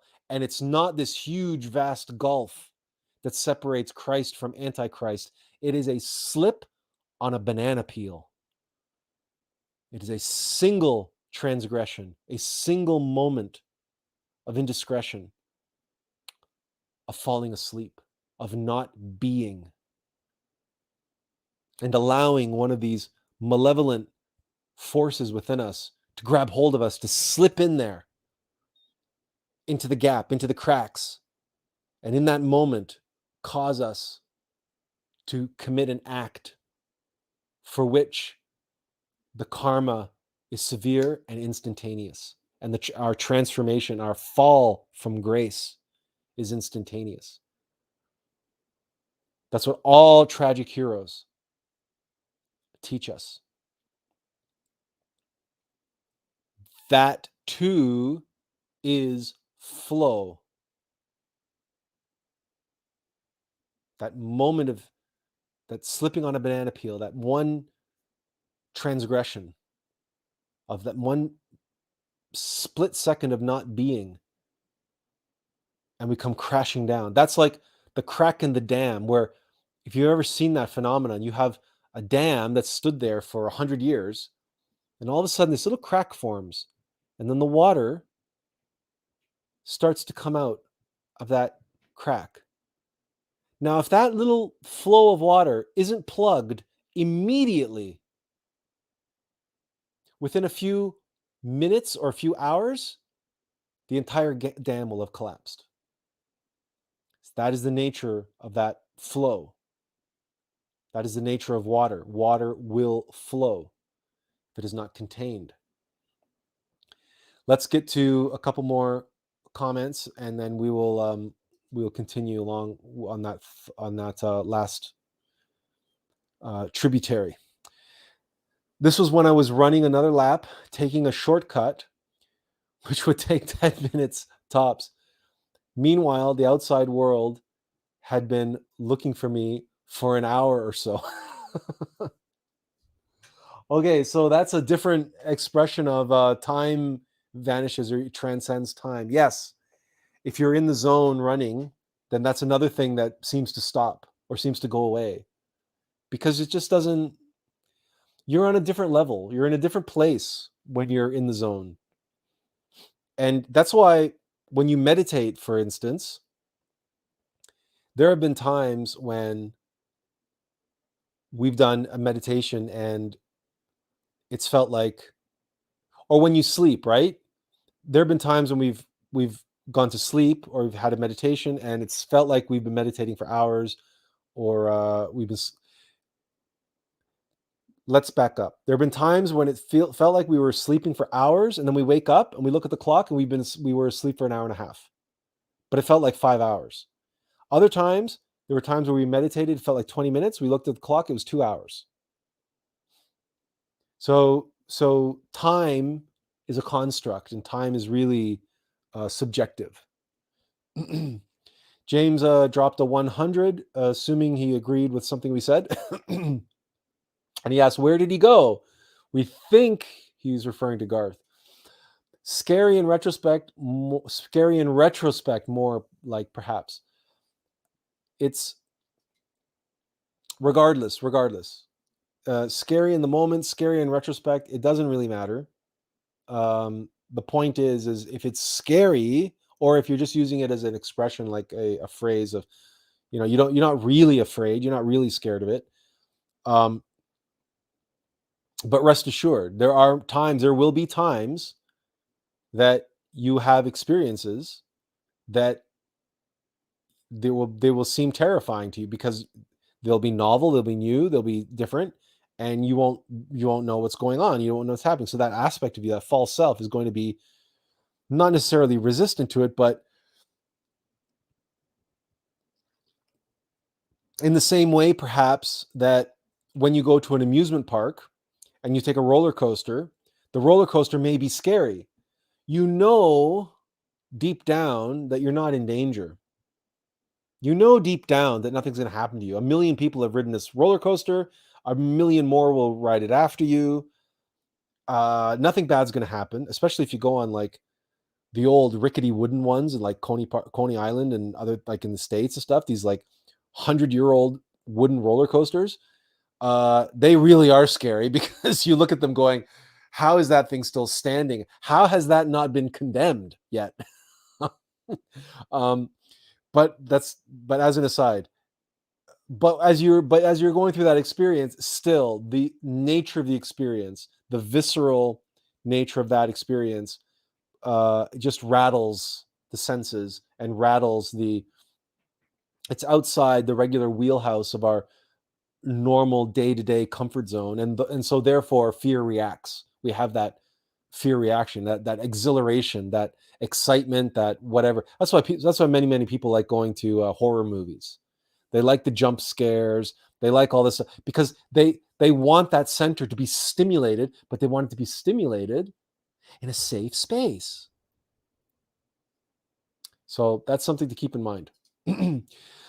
Moon says, great insight, so grateful. Thank you. I am a divine creator. I am the flow. I process my emotions and let the negative ones flow like a cloud. We have over 22 emotions.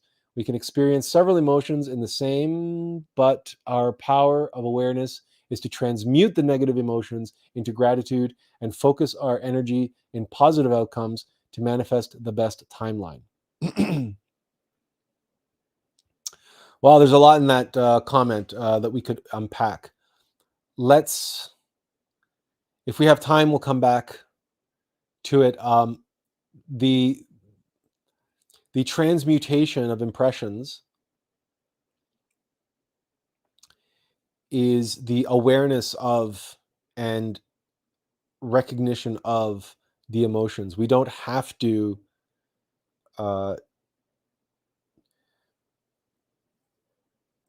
it is possible, for example, just to simply observe negative emotions.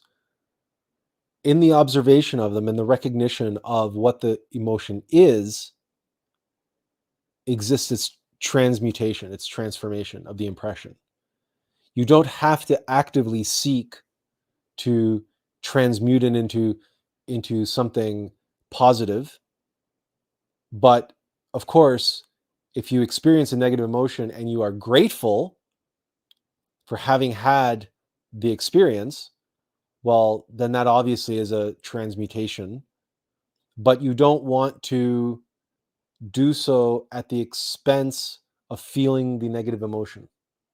You just don't want to indulge the negative emotion, but you don't want to do what they call spiritual bypassing, which is to avoid the negative emotion by putting gratitude on top of it and masking the negative emotion and allowing it to pass without actually experiencing it. Because the negative emotion hasn't gone away, right? The ego that was the cause of that emotion is still very much present.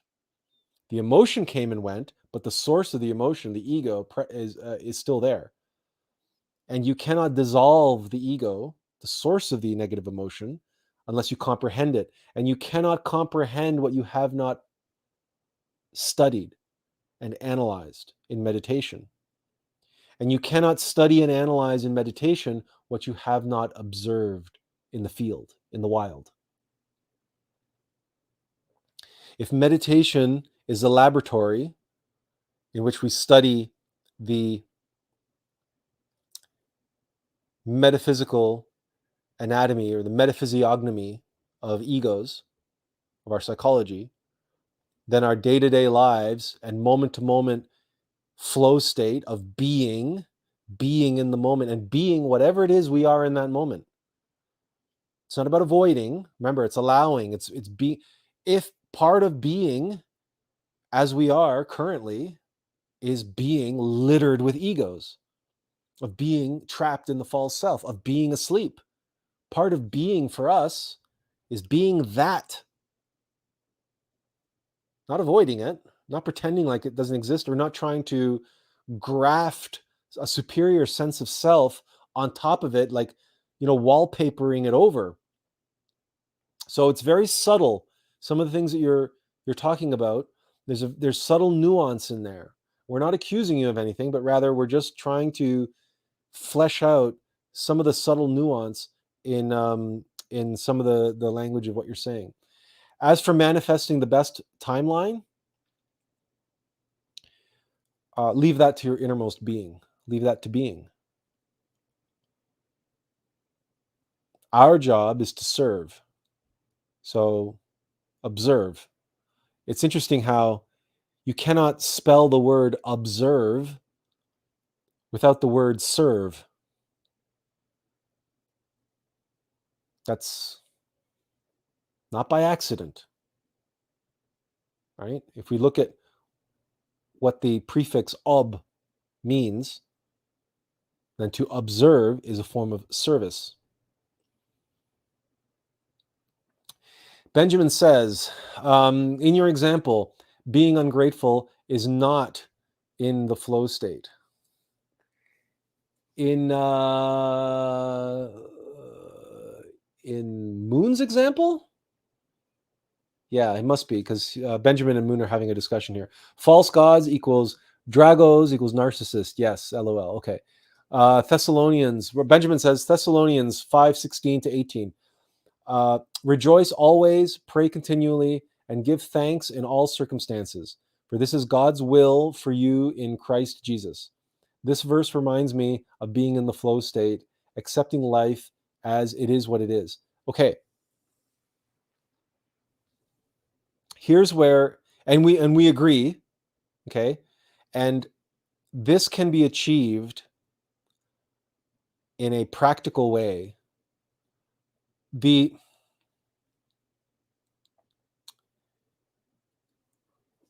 We often emphasize that we must be infinitely practical.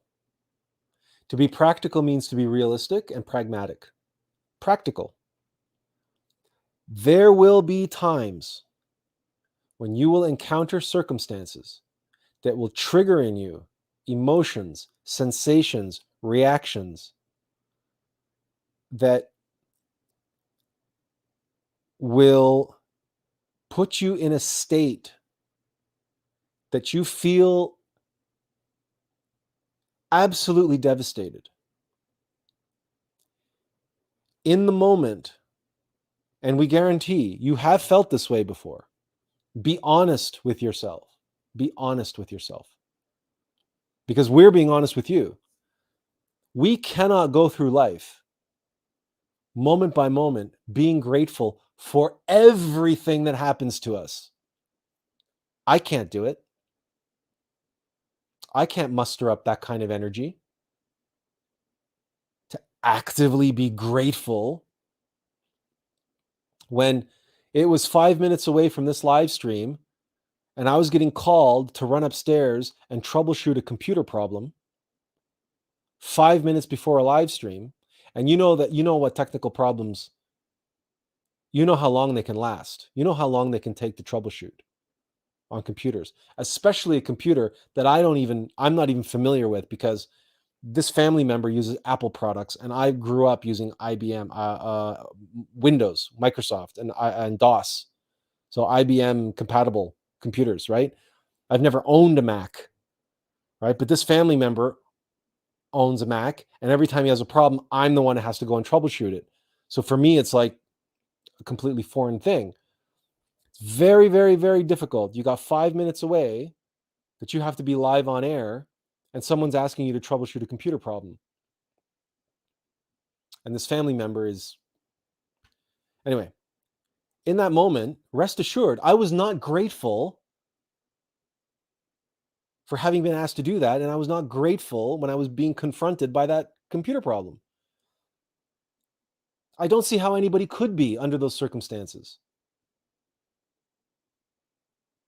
Now, by the time I got back downstairs and started the live stream, more or less on time, a minute or two late, but I even started the live stream saying, you know what? Something just happened to me that falls right into the topic of today, called being in the flow and the flow state. But rest assured, while I was in that moment, those few moments while I was doing that, what was running through my mind is, I have a live stream to do. I have people depending on me. I have these other things to do, and now I got to do this thing, and now this person's depending on me. I'm being split in two different directions, and I've only got a few minutes to take care of it. And in that moment, I was completely and focused on being in the moment and doing what I needed to do. Not being, just being conscious and aware of the circumstances around. Being in the moment. I didn't have time to transmute any of this or transform any of this. The urgency demanded that my focus and attention be razor sharp if I hope to be able to solve that problem and still make it on this live stream. So afterwards, a few moments afterwards, I was grateful for the experience, and I even shared that with you, because it flowed right into what we were going to talk about today. But we have to be practical, and we have to recognize that, another experience that we can share with you. We've shared it before, when our kung fu studio was flooding, and we just had to get all the furniture up off the floors and and get the shop vac from the office and start sucking out the dirty water, because what was happening was the sewer system was overwhelmed. The storm system and the sewer system was overwhelmed, and the sewers were backing up, and all the toilets were overflowing, and they were flooding the kung fu studio with all this fetid, sewer water.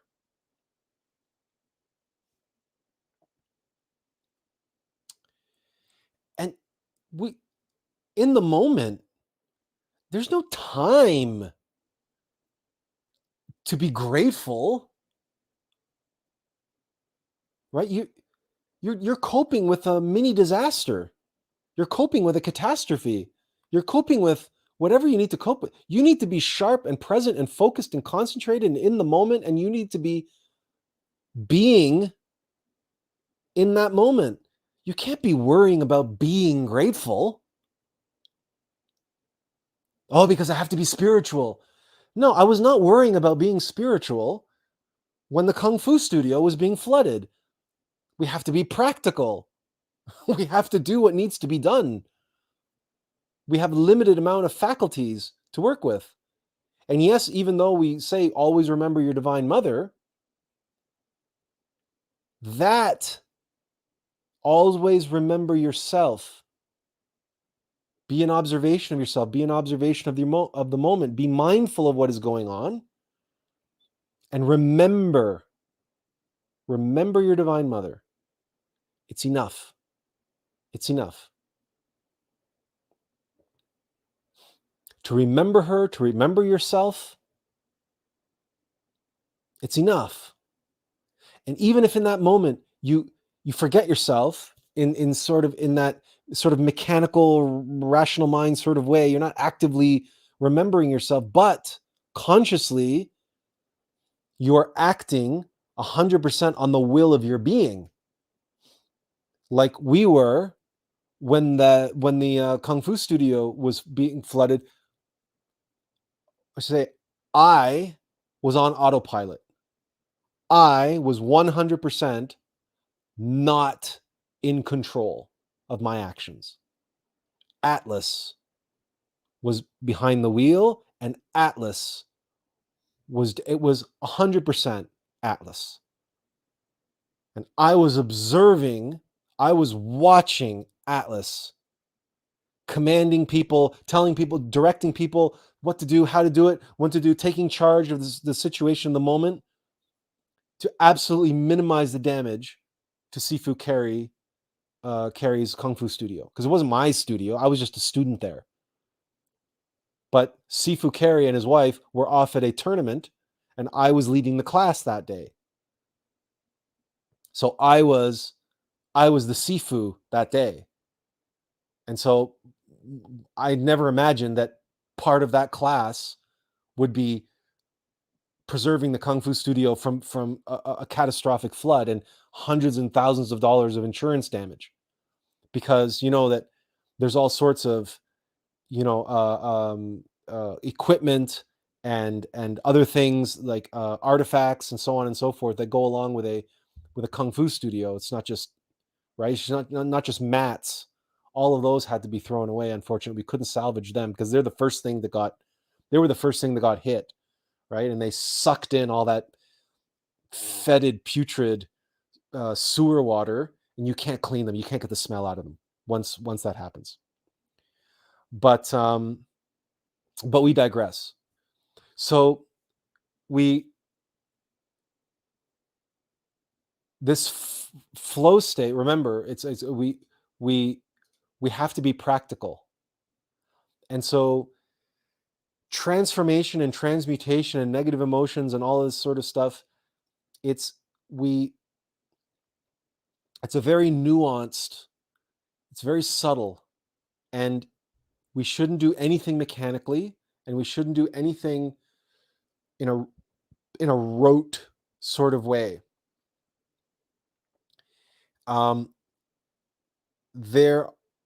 There is a time for everything under heaven, and there are times when, just for the sake of sheer practicality and for prudence sake, the flow state demands that we be this and act a certain way, and don't worry about the rest of the stuff right now. And that's just the nature of being. Being is very relaxed. So these rules around being and the rules of being in the flow state are very relaxed. They're not rigid rules. If you're practicing being in a rigid way, in a regimented way, where you're over reliant on discipline, on this kind of forced, you're you are creating resistance yourself. Let's hear Moon's response here. He says, "No, I don't avoid my emotions. I accept them fully. When I learn the lesson behind my pain, I become grateful for the lesson the universe is teaching me. I have to be careful with my words. LOL."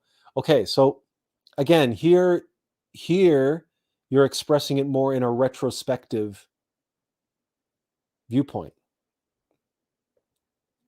right? So, but in the moment, as you are okay, so here's a good example. And then let's jump in with Azazil's comment here, because it's often insightful to what we're talking about. Yeah, sometimes it feels like God has messed a bit with the difficulty settings. Yes, it does. But you should know that as difficult as it may seem, we are never dished out more than we can handle. That's worthwhile repeating. No matter how difficult it may seem in the moment, we are never dealt a hand that is beyond our capacity to cope with, to deal with. Unless, and this is a big if, the hand that we are dealt in that particular moment is the straw that breaks the camel's back,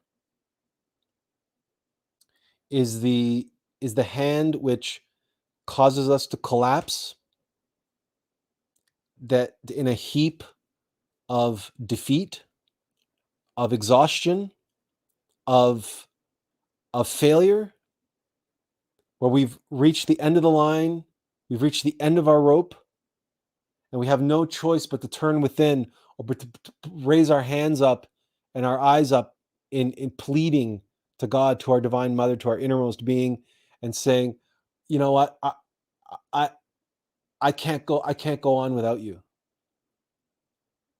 I've done everything in my power. I've reached the end of the line, the end of my rope. This path, this life, this work that I'm here to live, I'm not qualified to do it.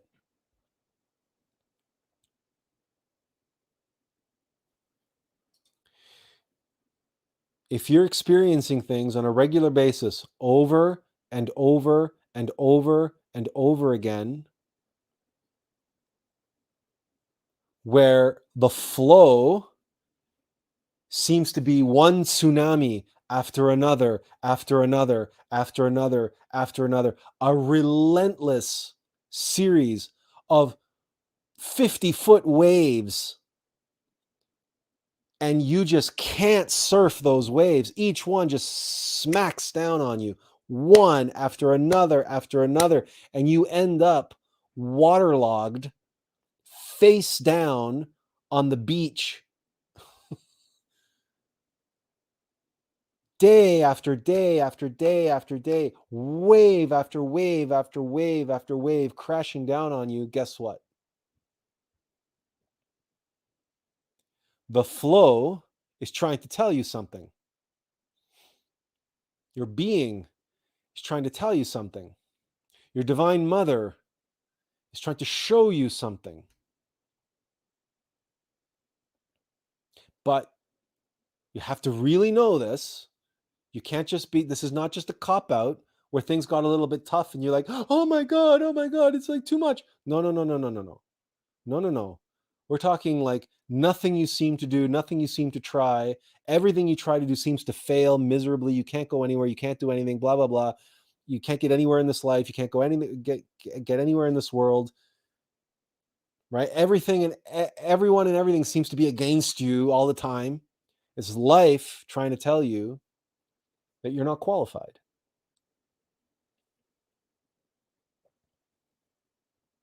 Who is qualified? Right now, with you, and surely Benjamin will know this. Benjamin, our resident scriptural scholar, right? So Moon says, God is my power, right? I am nothing without him. He's my savior, my protector, okay? So Moon, you will probably also know the poem Footprints, where the man was looking back in his life and he saw the 2 pairs of footprints along the beach. But then something struck him. He said, well, how come when things were worst, when things were hardest, when I was going through the greatest suffering, there's only 1 pair of footprints? God, where were you then? And God says, my son, that's when I was carrying you. This is flow.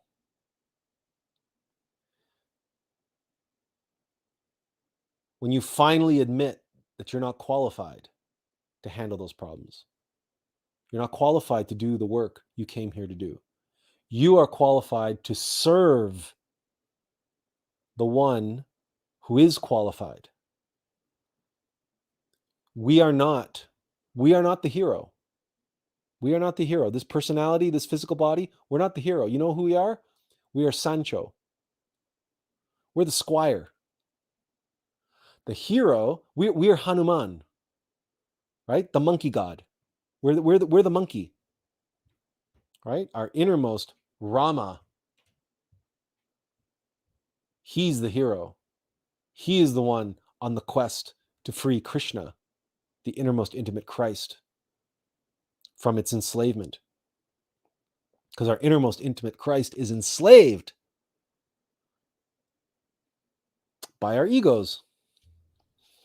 And so Rama goes on this quest to find and to liberate Krishna, but he doesn't go alone. He goes with Hanuman. Hanuman is a monkey. A monkey. The monkey god. And Hanuman performs great feats. Hanuman has magical powers. Hanuman can make himself really big or make himself really small. These are all powers that we can possess. But Hanuman gets all of his powers and all of his strength and all of his guidance from Rama. Hanuman serves Rama, our innermost essence of God. In the same way that the personality speaking to you, the face you see, the voice you hear, these are the physical attributes of a servant. Attlas is the hero. Attlas is my innermost being. I, Attila, serve Attlas. I, Attila, and the monkey. My innermost Attlas is Rama. And we are here serving Alux, all light, God light, the fire of fires and the light of lights, the being of beings, Christ. Because Christ is imprisoned in this world. He's trapped in all of the sleeping individuals of the zombie apocalypse. There's the innermost intimate Christ is asleep and trapped and imprisoned in the dungeon of their subconscious mind. And that's why we say, we need to help people see their world in a new light so they can seek the light of the world, because the light of the world is inside of them. but they can't seek that within themselves until they see their world in a new light.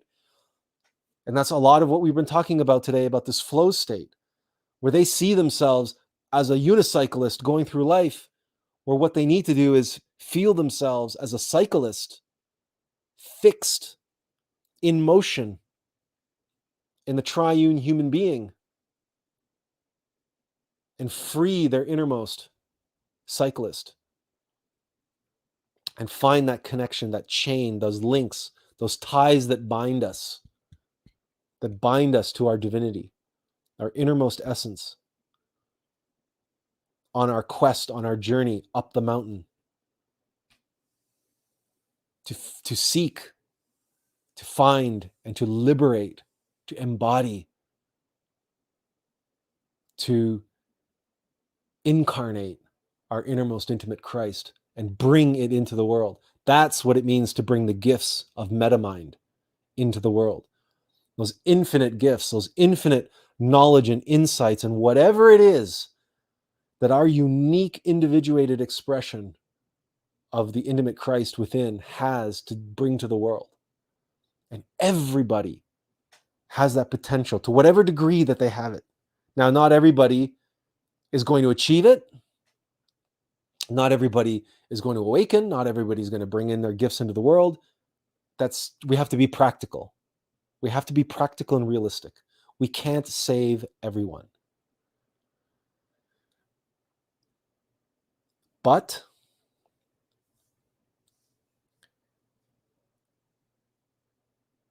to be or not to be is the question.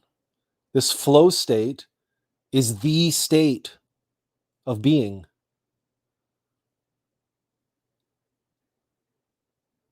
And every mundane, boring moment in your life, like for us this past week, it's like our innermost being wanted to take a break. He wanted to give us a break. 6 months of nonstop work, intensely, every day, waking up at 4 or 5 in the morning and working intensely on this, plus our other responsibilities to our aging family member, et cetera, et cetera. Like we have, like everybody else, we have other practical responsibilities that we have to do, right? We have to take care of. So,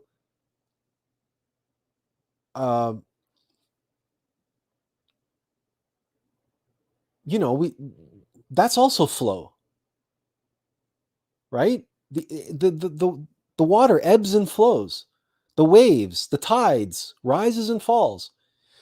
You can't have this nonstop, just go, go, go, go, go, go, go, go, go all the time. If that's what people think is this flow state, this constant state of kinetic all the time, guess what? You're going to burn yourself out. You're going to completely and utterly burn yourself out. Many people that enter into the studies, many initiates, do exactly this to themselves. They burn themselves out, whether it's with meditation or practices or you name it. It's so easy to burn yourself out because we're just not conditioned. We're not prepared for this kind of exertion. And as Azil agrees here, it's a time of rest, not laziness. Rest is important. Even the whole universe takes a rest.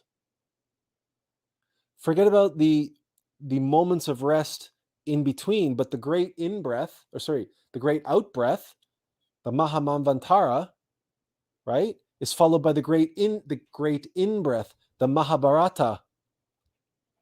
It's the great rest, the great sleep, the great accounting. When the universe collapses in on itself again, and it rests. And it has to account for it. It has to digest all that was experienced during the great outbreath, the great cosmic day. So another expression for this is the great cosmic day and the great cosmic night, the Mahamanvantara and the Mahabharata. And Moon says, rest is healing. Yes, exactly. Well, yeah. But it's also comprehension. It's also digestion. Healing, yes, healing is, but Healing is there. That's an aspect of it, but really it's digestion. It's digestion. You can't be eating all the time. If you eat all the time, if you never give your body a chance to just digest and absorb. So, really, okay, so digestion is not even the right word. Absorption, integration. So, in this sense, healing is being made whole again. But when you're integrating, you're absorbing, it's more than healing, because healing denotes you are returning to the state that you were. But absorption and integration denotes what? The Aum of life, evolution, growth, learning, expansion, right? And again, you look at the spiral has to go down before it can go up. That's Jacob's ladder. That's the spiral. You have to go down into the world. You have to have the great cosmic outbreath, the Mahamambantara, the great cosmic day. You need to descend from the absolute into the manifest physical reality and all the different layers of manifested reality in between, the seventh heavens, the seven dimensions. But then you return. But when you return, just like in the hero's journey, you descend into the special world, right? But then you return to where you ended, but you don't go back to where you started. Healing would make it a loop. Healing would make it a closed loop, a closed circle. You start off with what do they call it in medicine? Equilibrium, balanced equilibrium, right? And you go down into sickness, and then you return back into equilibrium. But even with immunity, even the immune system, what doesn't kill you makes you stronger. So when you come back to, yes, a balanced equilibrium, but you are stronger for it. You are stronger for having gone through the illness. And that's the spiral. That's the Aum of life. Remember, all phenomena in the universe, it's the foundation for everything. It is God itself. It is reality. It is existence itself, as we are describing it here and now. The great cosmic day and the great cosmic night, because in the great cosmic night is the great accounting. We've gone down into an experience. We've returned back to our origin, but now we've gained something from having gone through that great cosmic day. And in that great cosmic night now, we have to account and absorb and integrate and make ourselves whole and full on what we have digested, what we have consumed, what we have observed, experienced, consumed in that sense, digested, and now we need to absorb and integrate into a new knowledge of self, of self plus. This is what we were, this is what we went through. Now we know ourselves better. We know ourselves that we were ABC plus DEF, right? Moon adds, God is omniscient. He is everywhere, inside of us and outside, but only pure hearts can feel and receive his blessing. The more we purify our thoughts and actions, the more we strengthen our bond with the divine. We cannot force the truth. We can only plant seeds and move forward. We can only help who are willing to help themselves. We are all gifted, but not everyone chooses to awaken. Many are still stuck in the matrix of illusion. Yes, it's true. Mind you, one of the interesting things about flow is that many are in flow state and they don't know it. This is what Jung called the collective unconscious, the unconscious mind. So people are doing things unconsciously, but God, their innermost, can still be working through them. They're just not aware of it. So they can still be in flow state, just not know they're in flow state because they're asleep. So it's an interesting thing. They're not being. They're not exactly not being either. They're like most of us, a Hasamusan, right? A split center of gravity, or the Walking Dead, the zombie apocalypse. There's so many different states, right? Just like the different states of water and the different, there's so many different states of consciousness, the states of being. it's not so cut and dry, right? And there is a bit of a gradient, accordance with level of being, karma, amount of awakened, amount of free consciousness, and on and on and on and on it goes. But the bottom line is, we hope your takeaway from all of this is that there is no enigmatic, mysterious, one size fits all, magical, mystical, technical, mechanical, practice oriented way of achieving the flow state. It's being. Self observation, self remembering, and the gymnasium to develop the muscles for this, for consciousness, is meditation.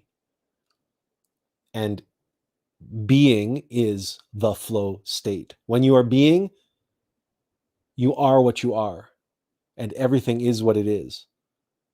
And that is, when you can experience that and know that intimately through conscious experience, then everything flows around you and through you and with you, as you are with it. And you are with it. Why? Because you are with yourself. And yourself is one with everything. And this is how you truly are the flow. You become the flow just by being, as by being who and what you are. And that's what it's all about. And you can experience that flow a million different ways, and you will. And you will. If you have the eyes to see and the ears to hear it. And you see the serendipities, and you recognize the signs and the gifts and the boons and the miracles and the help and the teachers and the messengers that your divine mother has orchestrated and have them brought to you, and you see them and you recognize them. As Attlas says, it can be as simple as being triggered by a comment and being about to write something harsh, and you transform it. There have been moments when we've cried, we've realized who wrote those words. Yeah.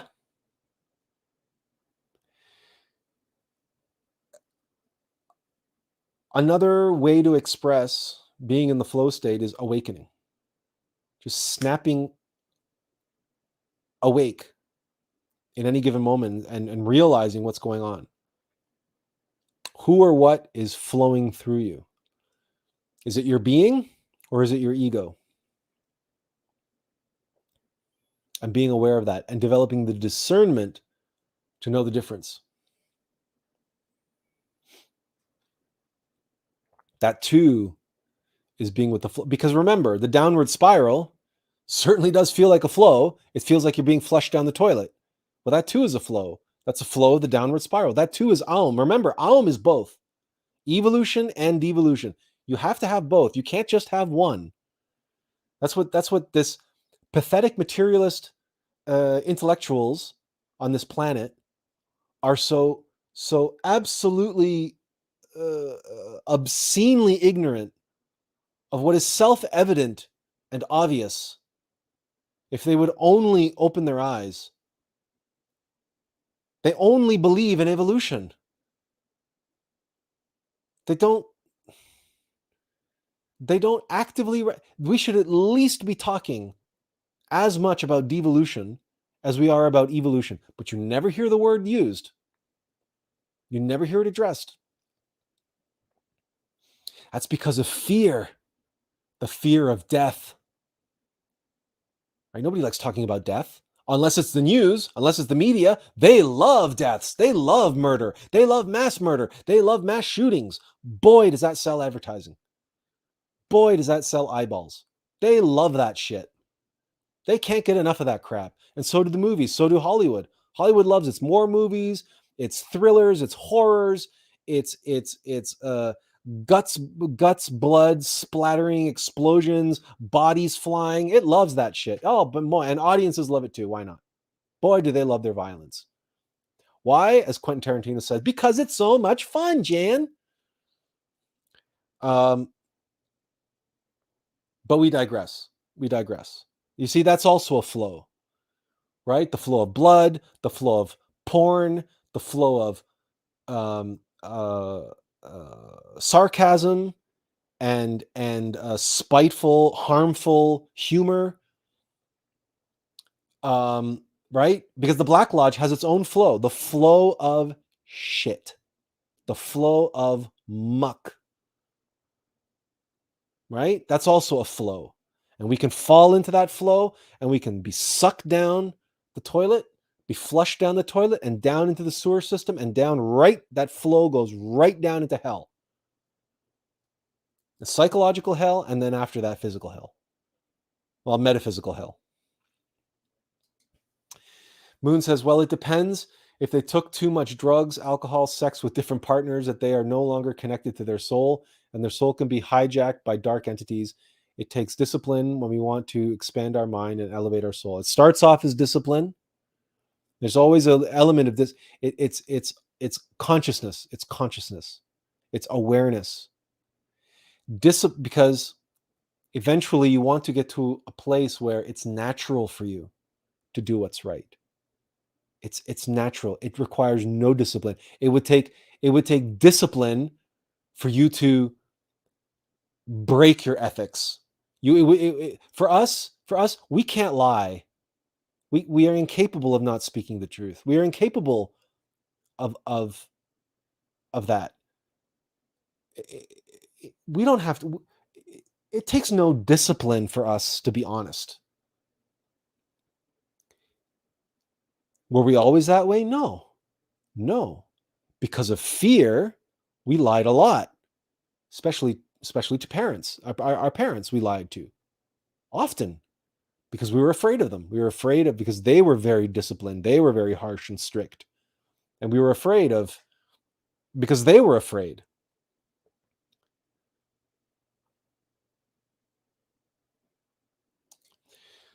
Azazel says, we all know some people who are experts at triggering the last things you want to have triggered.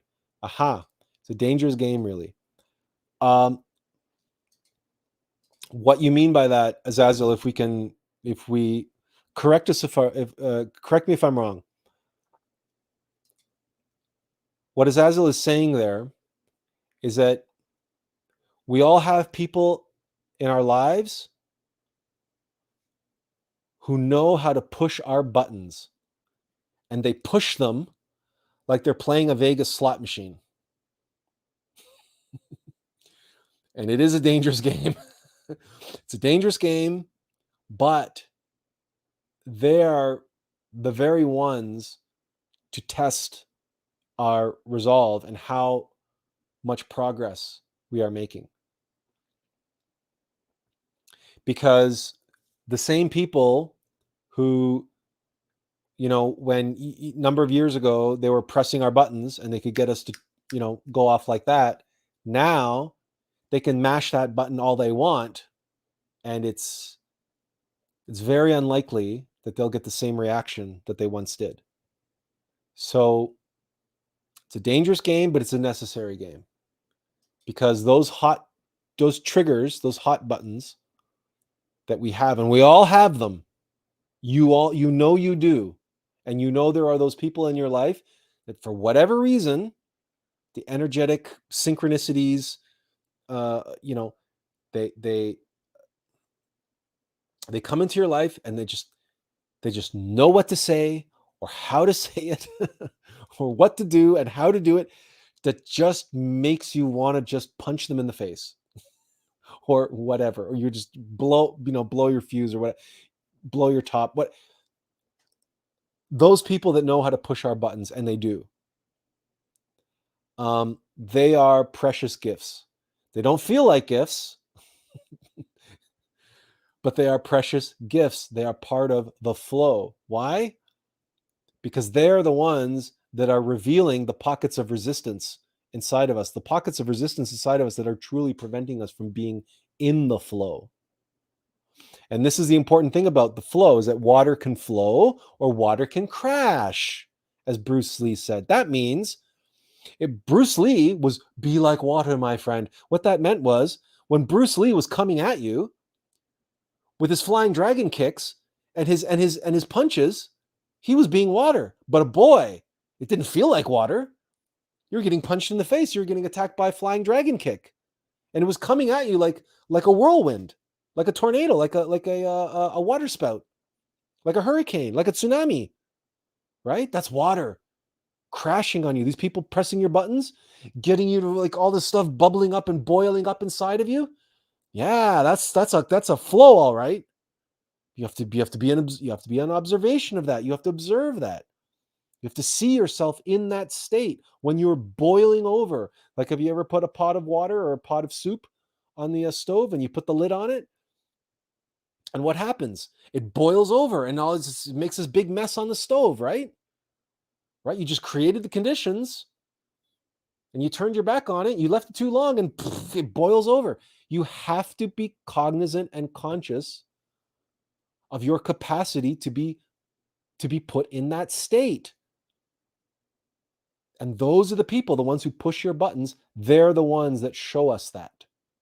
They're the ones that give us the opportunity to experience that, to be in that flow, that very painful suffering and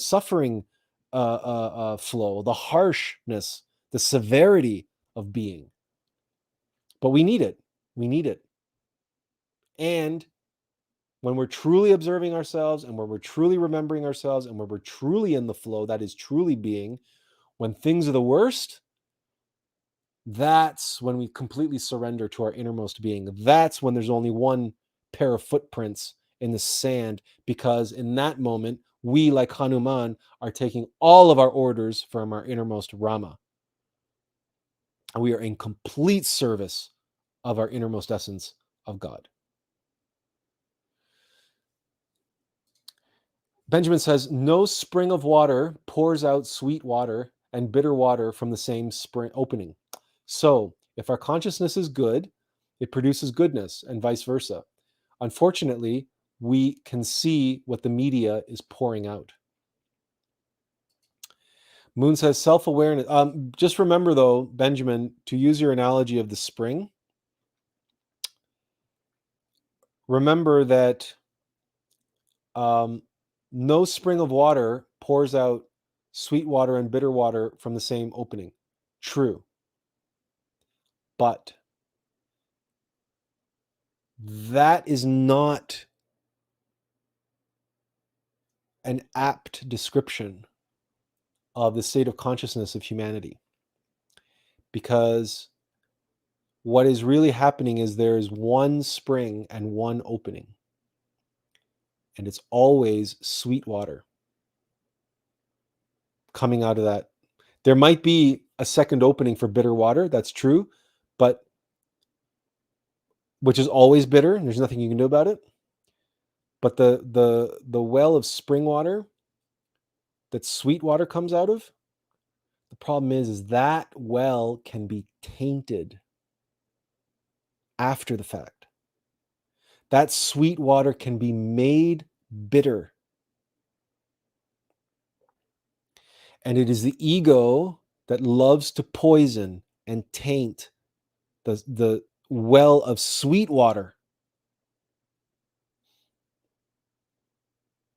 And this is, and I know you're familiar with this expression, the road to hell is paved with good intentions. How many people have you heard stand up and use the defense? But I had good intentions. I did that with the best of intentions. What was feeding them was sweet water. But what was taking that water and tainting it and poisoning it and coloring it and changing it from sweet water to bitter water was their ego. But the sweet water represents the best intentions that they had, that they began with. And so from their point of view, they think it's very unjust that they're being judged for poisoning the people, for poisoning the well, for poisoning the water, the jugs of water in the town. Because, well, I started with Sweetwater. I was bringing Sweetwater to you all. I was. They say, yeah, but you put the Sweetwater in your old, dingy, moldy, slimy old barrels. They tainted the Sweetwater and they poisoned the Sweetwater. So by the time it got to the village and you distributed to all the families, it was putrid, fetid, poison water. And they all got sick. So remember, ego is subtle and clever. The devil is subtle and clever. Remember who the devil is. The adversary are our egos. And remember, there is no game they like better. There is no game they play better. And there is absolutely nothing that gets their goat, that gets them off more than corrupting that which is pure and sweet and of the light. That's why they love the tragic hero. They love to take the great man and make him fall. They love that. Faust is the you take the devil from Faust. That's you take Dracula. You take the global elite and their juvenile flesh trafficking rings. Why do you think they have that fetish? Why do you think they have that? If it's not because of what we describe, there is absolutely nothing that they covet and crave and desire more than corrupting, tempting, and making dirty and putrid and ugly what was pure and beautiful and sweet and innocent. Don't you see? That is their divinely ordained purpose. To desperately, desperately make all of us not be. To make us fall out of the flow and into a state of perpetual resistance. Moon says self-awareness. Yes, absolutely. Better than the word discipline. And Azazel says, yeah, even more annoying when people who doesn't know they are pressing it, because then you also get annoyed about that. It's like, yeah, it's, you know what it is? It's like, and we can just feel into your comment there, Azazel, and maybe go, oh, hi, oh, what's that? Is that a button? Let me press it. Let me press it.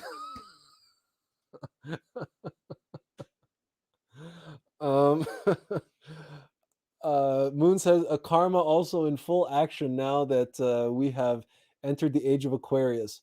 A lot of things are coming to the light and divine protection for pure hearts. Yes, we are. That's a whole other live stream, Moon. That's a whole other live stream. And yes, Azazel, they are great gifts. They are great gifts. But coming back, Moon, you are right. A lot of things are coming to the light, but the path to come to the light is through darkness. Remember the Aum of life. Remember the spiral. Okay, you cannot ascend if you haven't watched our video, our 36-minute video on the human condition solved. Watch it. Okay, explains it in some detail, but we're gonna do something in the meantime about this. By the way, by the way, all of you, we might as well share this with you. We had a speaking about being in the flow. An insight came to us as we've been sharing this video around, and we've been getting other feedback from some people. We realize that we have to stop fighting it. We have to stop, and we have to go back to. We have to go all the way back to the beginning, when we began really our journey with this thing that we called Stratcom, strategic communications, where we said that we can communicate anything on a single 11.5 sheet of paper. And people said it was too static, it was too confusing, there was too much information, blah, blah, blah. Well, now it's come to us, right? It's been given to us. We now have a format, 3x3 matrix of slides, of narration, animation, and visualization. We think we're going to leave the music out of it because, well, you might, or it's going to be very downplayed, because instead we think we might try to go instead with sound effects to enhance, and then make some very light kind of, but a 3x3 matrix, if you can visualize that, starting off in the top right hand corner, you go across 3, down 2, across 3, up 1, and then into the middle. So we create a spiral, an inward spiral of synthesis. So you begin and you go around to the middle, and then but slide by slide by slide by slide by slide, it's 9 slides total, and then you zoom out for the 10th slide, the final slide, you end up with the visual aid. But we've walked you through the visual aid. We've walked you through the visual aid step by step, and we've structured the visual aid, so the infographic, to use a contemporary word, and in such a way, and the whole thing is 5 minutes. And everything we do moving forward needs to be structured in this way, because we come to the realization that people will not watch it. The people who need to see it will not watch it. The people who want to see it will watch it. Will watch anything. They'll watch an hour, 2 hours, whatever. Speaking of which, I promised that I was going to share with you a BitChute video, and I'll share with you that stream in just a moment. But no, it's made clear that, and I mean, let's be honest, even the fellow who trolled our comment section on this live stream, even he's the same way, right? It's like, oh my God, I've just lost an hour of my life. When you need to take notes, you need to summarize, you need to be able to tell me in 5 minutes what's taking you 2.5 hours to say, and so on. Like, he's clearly never watched a live stream before, or listened to a podcast or something of that sort, or gone to a serious lecture or anything like that. But again, I mean, that's the type of person who wants everything organized a certain way. But the reality is that the vast majority of people have some semblance of that.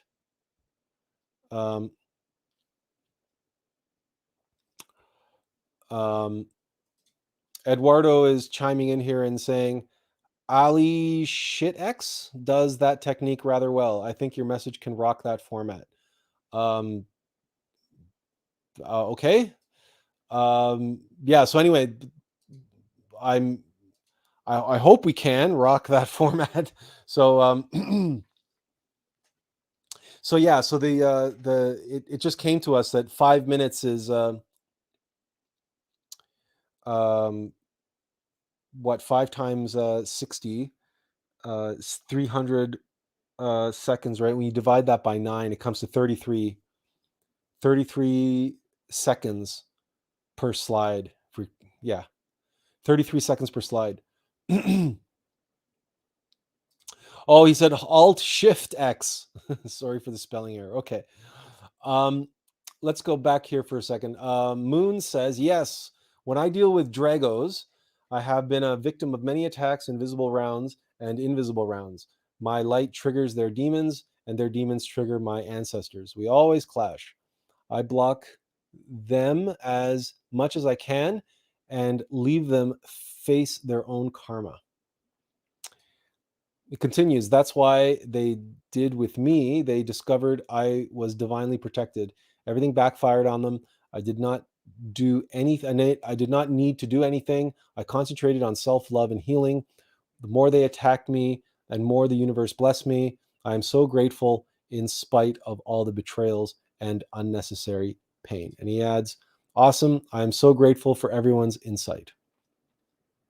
Well, Moon and Eduardo, thanks for the clarification on the spelling. Oh, and he has one more. He was not meant or ready to listen. Remember, we can only plant seeds and move forward. Yes, in reference to Garth, for sure. I'm not taking it too seriously, but I am saying that his trolling our comment section is an extreme reaction of a very common mindset, because a very close friend of ours from high school said essentially the same thing, only in much in not as harsh language, right? And not a brutal, harsh, um, what do you call it?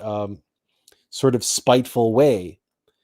But he did say the same thing. It's like, you really need to, and the thing is, the irony is that he was saying it in response to a poem that we sent him. We said, yeah, I started reading that. It's too long. You should really summarize, make these things shorter if you want more people to follow you. I don't know how you summarize a poem, an epic poem. I don't know how or why I don't know anybody who's ever, thought of not reading a poem, but rather reading a Cole's Notes version of a poem to try to get the impact of reading the poem. But that's the world we live in. That's the world we live in today. People have no patience. They have no patience. The internet age, the Twitterati, the Twitter universe, they want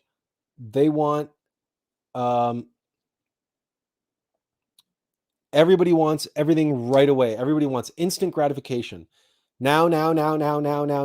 Give me what I want. Give it to me now. If they press the download button, if it's not instantaneous, they freak out. Right? If they have to wait in line for something, they freak out. Everybody wants everything now. They want convenience, they want comfort, and they want, see, that's the world revolving around you in the wrong way.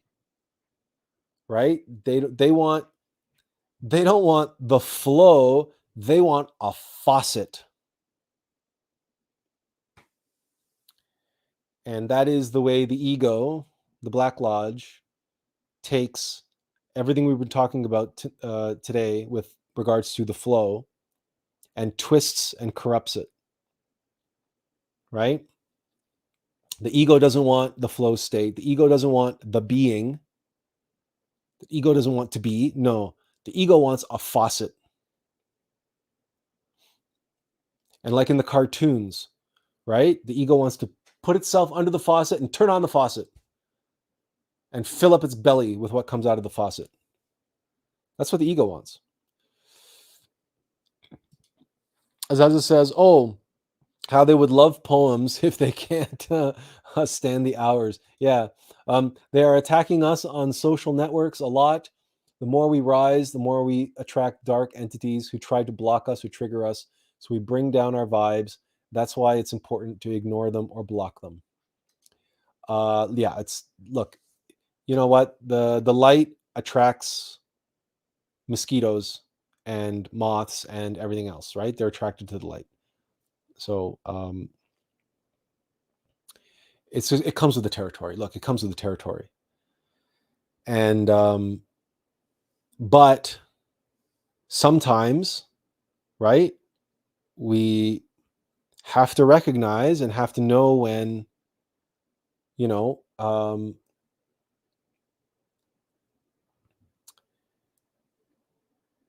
part of the flow is accepting, it is what it is. It is what it is. And the other thing that, that comes along with this is, it is what it is, and what maybe we thought was important wasn't so important. So maybe something else is more important.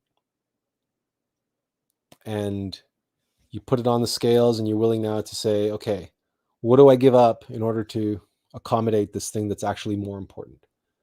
And so hopefully we'll have something to show at some point in the very near future. And you guys can be the judge, and you guys can let us know what you think.